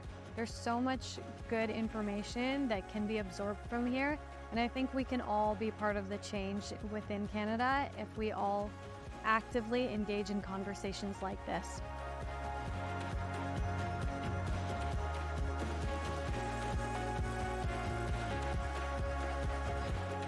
Coming to the Diversity in Sports Conference was one of the best experiences I ever had after coming to Canada. The people I was able to meet, the people I was able to network with, the friends I made, and the learnings I gained were tremendous.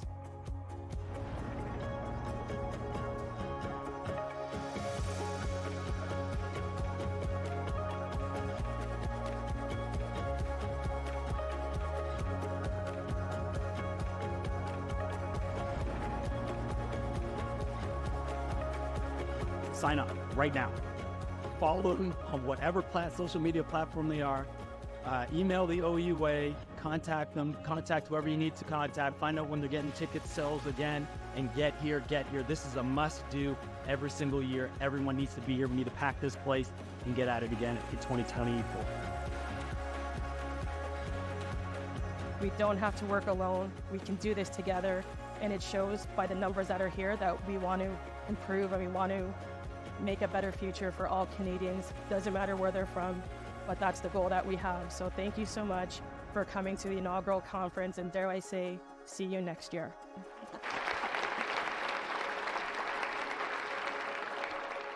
One, two, three. Diversity in sports. I belong. I belong. I belong. I belong.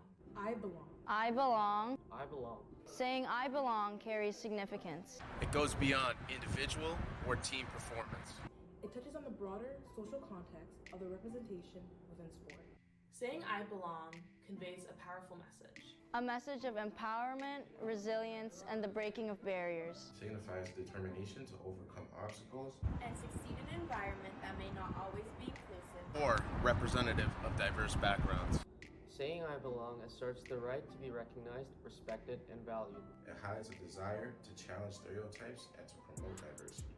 It inspires others from similar backgrounds to pursue their dreams in sport while feeling supported. Saying I belong can also serve as a reminder to the sports community. A reminder of the importance of inclusivity, equal opportunity. And create an environment that celebrates and embraces diversity. It can pave the way for greater representation and contribute to positive change in the industry. Saying I belong is a powerful affirmation that everyone has a rightful place in the sport.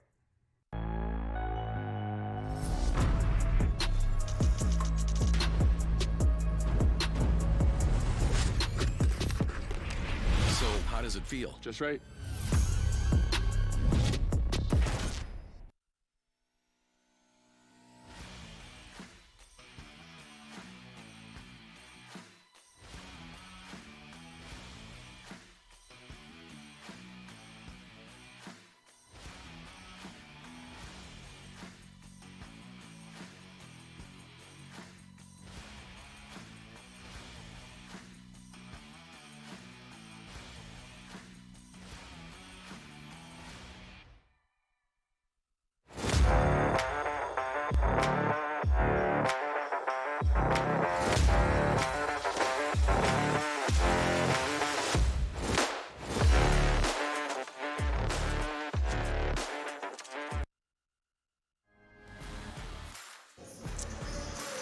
Welcome back inside the Mattamy Athletic Center. Double overtime here with the OUA Queens Cup on the line. Evan Davis joined alongside Sammy Brzozowski and our sideline reporter, Alexandra Beacock. Now, Alex, I gotta ask you about the goaltending so far.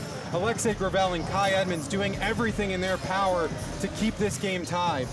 Yeah, I mean, they've both been having a phenomenal game. Kai Edmonds with 48 saves, then you have Gravel with 29.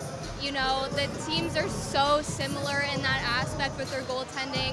You have Kai Edmonds, who's currently leading the league in this postseason. We had Gravel up there as well. Came third in the regular season, is currently in third in the postseason as well for leaders of goaltending. It's just phenomenal, the saves we've been seeing, especially from Kai Edmonds. I'm excited to see what's going to happen with this game, and yeah, I'm excited to see some amazing saves, and we'll see who scores first, who gets one in the net first. I don't know. It's so even. Yeah, and you've been by the bench, so what has the atmosphere been like on the Bold bench? Yeah, it's super intense. I mean, down at the bench, the players, you can really see the intensity. You can feel the pressure, even with the fans. They're pretty loud down there. It's just the whole atmosphere. It's super exciting, super intense, very nerve-wracking. So everyone's excited to see what's going to happen here tonight. That's right, and being down there, it gives you a chance to see, like, up close the physicality. Can you speak to that and how, like, they've been hitting just so hard all game? What does that look like right on the ice level? Yeah, I mean, seeing the hits from afar, they're insane, but when you're really down there at ice level, you can hear it, you can feel it. It kind of shakes you when you're standing close to the boards. Super, super, super physical game, and I can really see it ramping up the more we go into this game. I mean, it's clear that the players are getting a little bit tired as we're heading into another period of overtime tonight. So I think that really just ramps up the physicality as well. But yeah, it's very intense. All right, well, thank you, Alex. You know, puck drop just about underway for double overtime, and one shot can win it all. The Bold looking to get their first OUA Queens Cup, and UQTR Patriots, they're looking to start a dynasty here. We'll throw it down to the ice for another overtime period. Thank you guys for sticking around for this long. And Evan, you know, I think there's a lot to be said about these first couple minutes of overtime, because this is when they're going to have the most energy in the tank. And these teams both have guys who can use a lot of speed, so I wouldn't be surprised to see a lot of stretch passes, a lot of those more risky passes you might not see later in an overtime frame. As the Bold win the draw, Gersoy sends it down. Gravel leaves it for Cornier. As we have an injured player, Rafa Nomensoa gingerly on the ice. And this is some scary moments here for the Bold, as well as UQTR. Just don't want to see guys slipping up on their own power. Yeah, we didn't really see. It was kind of behind the play. He looks to be in certain discomfort. I mean, that's now the third or fourth UQTR player that has gone down in this one. I mean, really laying it all down on the ice as his trainers tend to him. And he's still working on that left leg, hasn't been able to get up, and we feel for these players. I mean, their legs just have to be drained, gelatin, some might say, and you just feel for him in an important game, and with nationals on the horizon, the only thing you can hope for is the health of your players. Exactly, and it looks like he is getting up now as the fans cheer for him, but he is favoring that left leg very much. And it looks like it could be a significant lower body injury. I don't know, when I see that type of thing, is I honestly, I think of ACL injuries. You see how he was unable to put any weight on that left leg. Nonetheless, we get back to the play, a face-off to the right of Gravel, controlled by the Patriots, and it's Gauthier who will fire it across for Noel. Noel sending it in, a bouncing puck as Edmonds stops it, fires it along the glass. Bowlers was trying to clear that one out, could not. And Grigorev finally gets things going. Gersoy pass, and he was offsides by a mile. It was hard to hear the whistle with the excitement in the building. You know, everyone got up, thought it was gonna be a breakaway for Gersoy, who broke it, and he would have been one-on-one with Gravel, but me and you were right on the line. We could see that one was quite offside. I was just waiting for the whistle. I didn't think Gersoy had gotten onside, and now we have a face-off to the left of Edmonds, and who else for a defensive zone draw than Connor Bowie going up against Leon. And it's worth mentioning, because he was so far offside, it's deemed an intentional offside, which is why instead of going to the normal dot, it's inside the TMU Bold zone. As Leon got a little excited, face-off won by UQTR. Monroe Boucher fires, blocked by Bowie, and he hobbles his way off. Playfair on the far side trying to get around Gauthier, left off for Roberts. Roberts will just send that one back down in for Playfair. Playfair, Monroe Boucher on it as well as Bowie. Roberts lost a handle of it, was trying to find Ross. And Leon on the far side. It's a 3-on-2 rush as Gauthier shot, save, rebound, scores! UQTR, a dynasty is born! And it's OUA with the winner!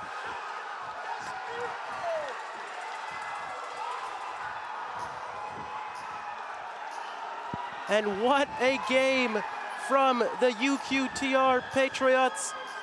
They had battled all game, 51 shots on net, multiple injuries, blocked shots.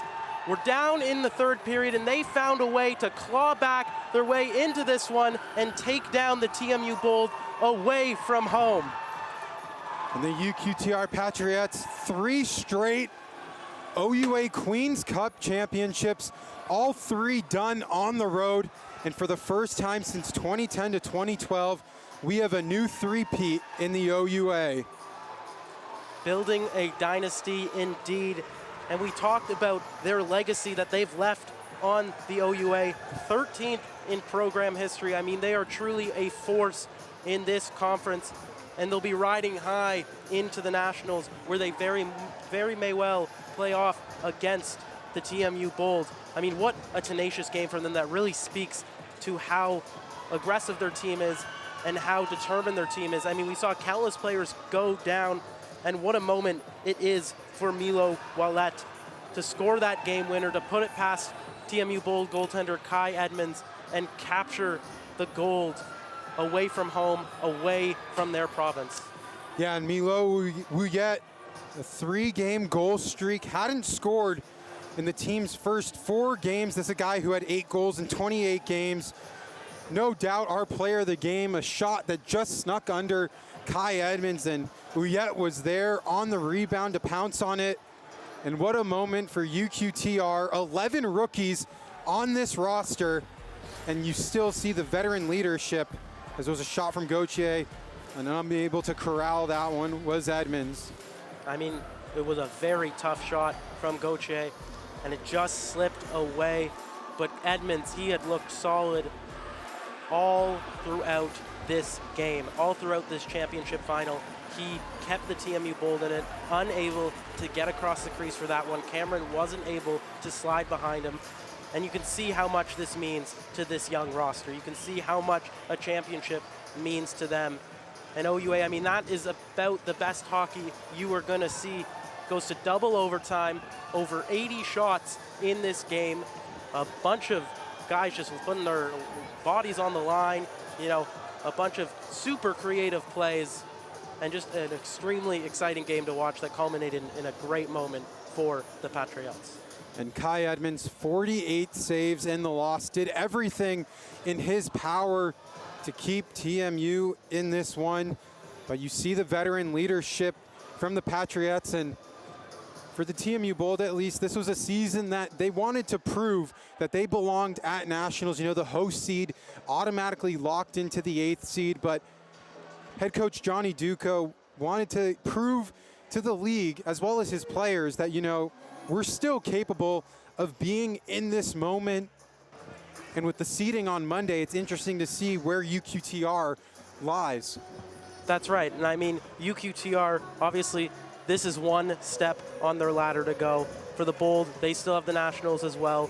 But I think with the Bold, you know, they also showed they deserve to be here. They took the best team in the country to double overtime.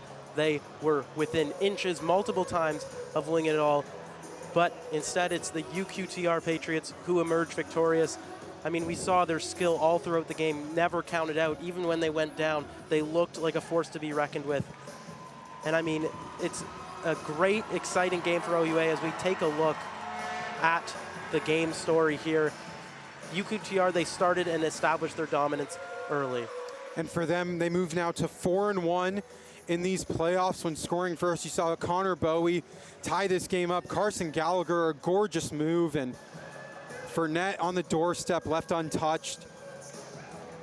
And in the end, it was a shot from Maverick Gauthier that caught Edmonds up high, and Vincent Milo Wouillet able to pounce that rebound in. And I mean, it really goes to speak to their determination and their tenacity to jump on those rebounds. I mean, that's 2 goals that came off their ability to drive towards the net and pounce on rebounds before Bold defenders could get on them. And that shows why they're so dominant in these divisions, why they consistently lead in goals for. You know, they're just there, ready to pounce on any free puck in the offensive zone. We saw it all throughout this game. And as we take a look, the handshake here, I mean, you've got to feel for the TMU Bold players to come so close within 1 goal, being OUA championships in their home barn. What a story that would have been. Yeah, and I still think, you know, we can't overshadow the success of the TMU Bold this season. We take a look at the final stats, and I talked about it continuously. UQTR, a team that averaged 31 shots on goal these playoffs, 51, and Kai Edmonds, a .960 save percentage, but still not enough against a very disciplined team. That's right, and the Patriots, I mean, they just kept going. We mentioned how eventually they will crack Edmonds if they keep it up, and they did. I mean, they outshot the TMU Bold by 20. And for Edmonds, you know, to let in that final goal, that's got to sting, but he has got to be proud of the way he played tonight, the way he kept the TMU Bold in this one. I mean, he bested the Patriots the whole game. He was really solid. After that first goal, it looked like they were never going to solve him, and it took 2 rebound goals. Not 2 clear shots, it took 2 rebound goals to solve him, and he was absolutely stunning as we prepare for, obviously, the Queen's Cup trophy. Yeah, and double overtime only lasted 1 minute, 10 seconds, and the TMU Bold have to just find a way to shake it off. I know it's tough. You got Nationals coming up this week. We know the Patriots are staying here in Toronto with the championship trophy about to be presented to the back-to-back champion UQTR. And the celebrations continuing. And the player of the game, of course, the player who scored it, that's Milo Wouillet. As we throw it now to the PA announcer to handle the rest of the business of the night.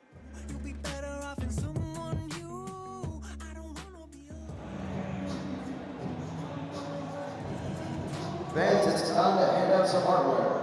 We would like to welcome Jen McMillan to present the 2023-24 Queen's Cup Silver Medals to your TMU Bold.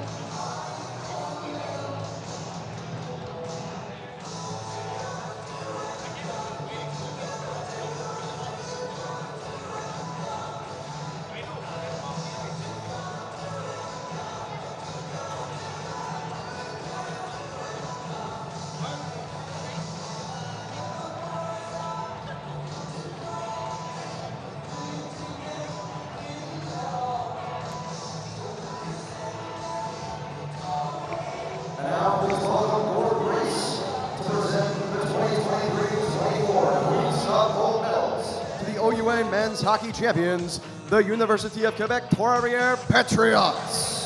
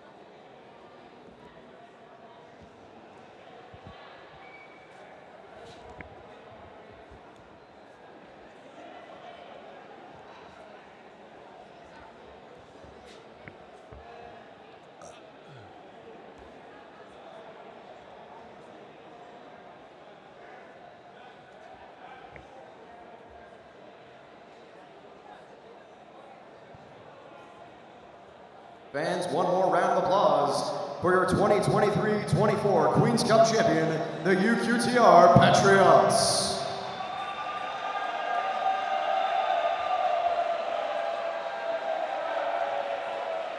And now it's time to hand over the hardware. Please welcome Gord Grace to present the OUA Championship banner and historic Queen's Cup Championship trophy to the captain of the 112th Queen's Cup champion, David Noel.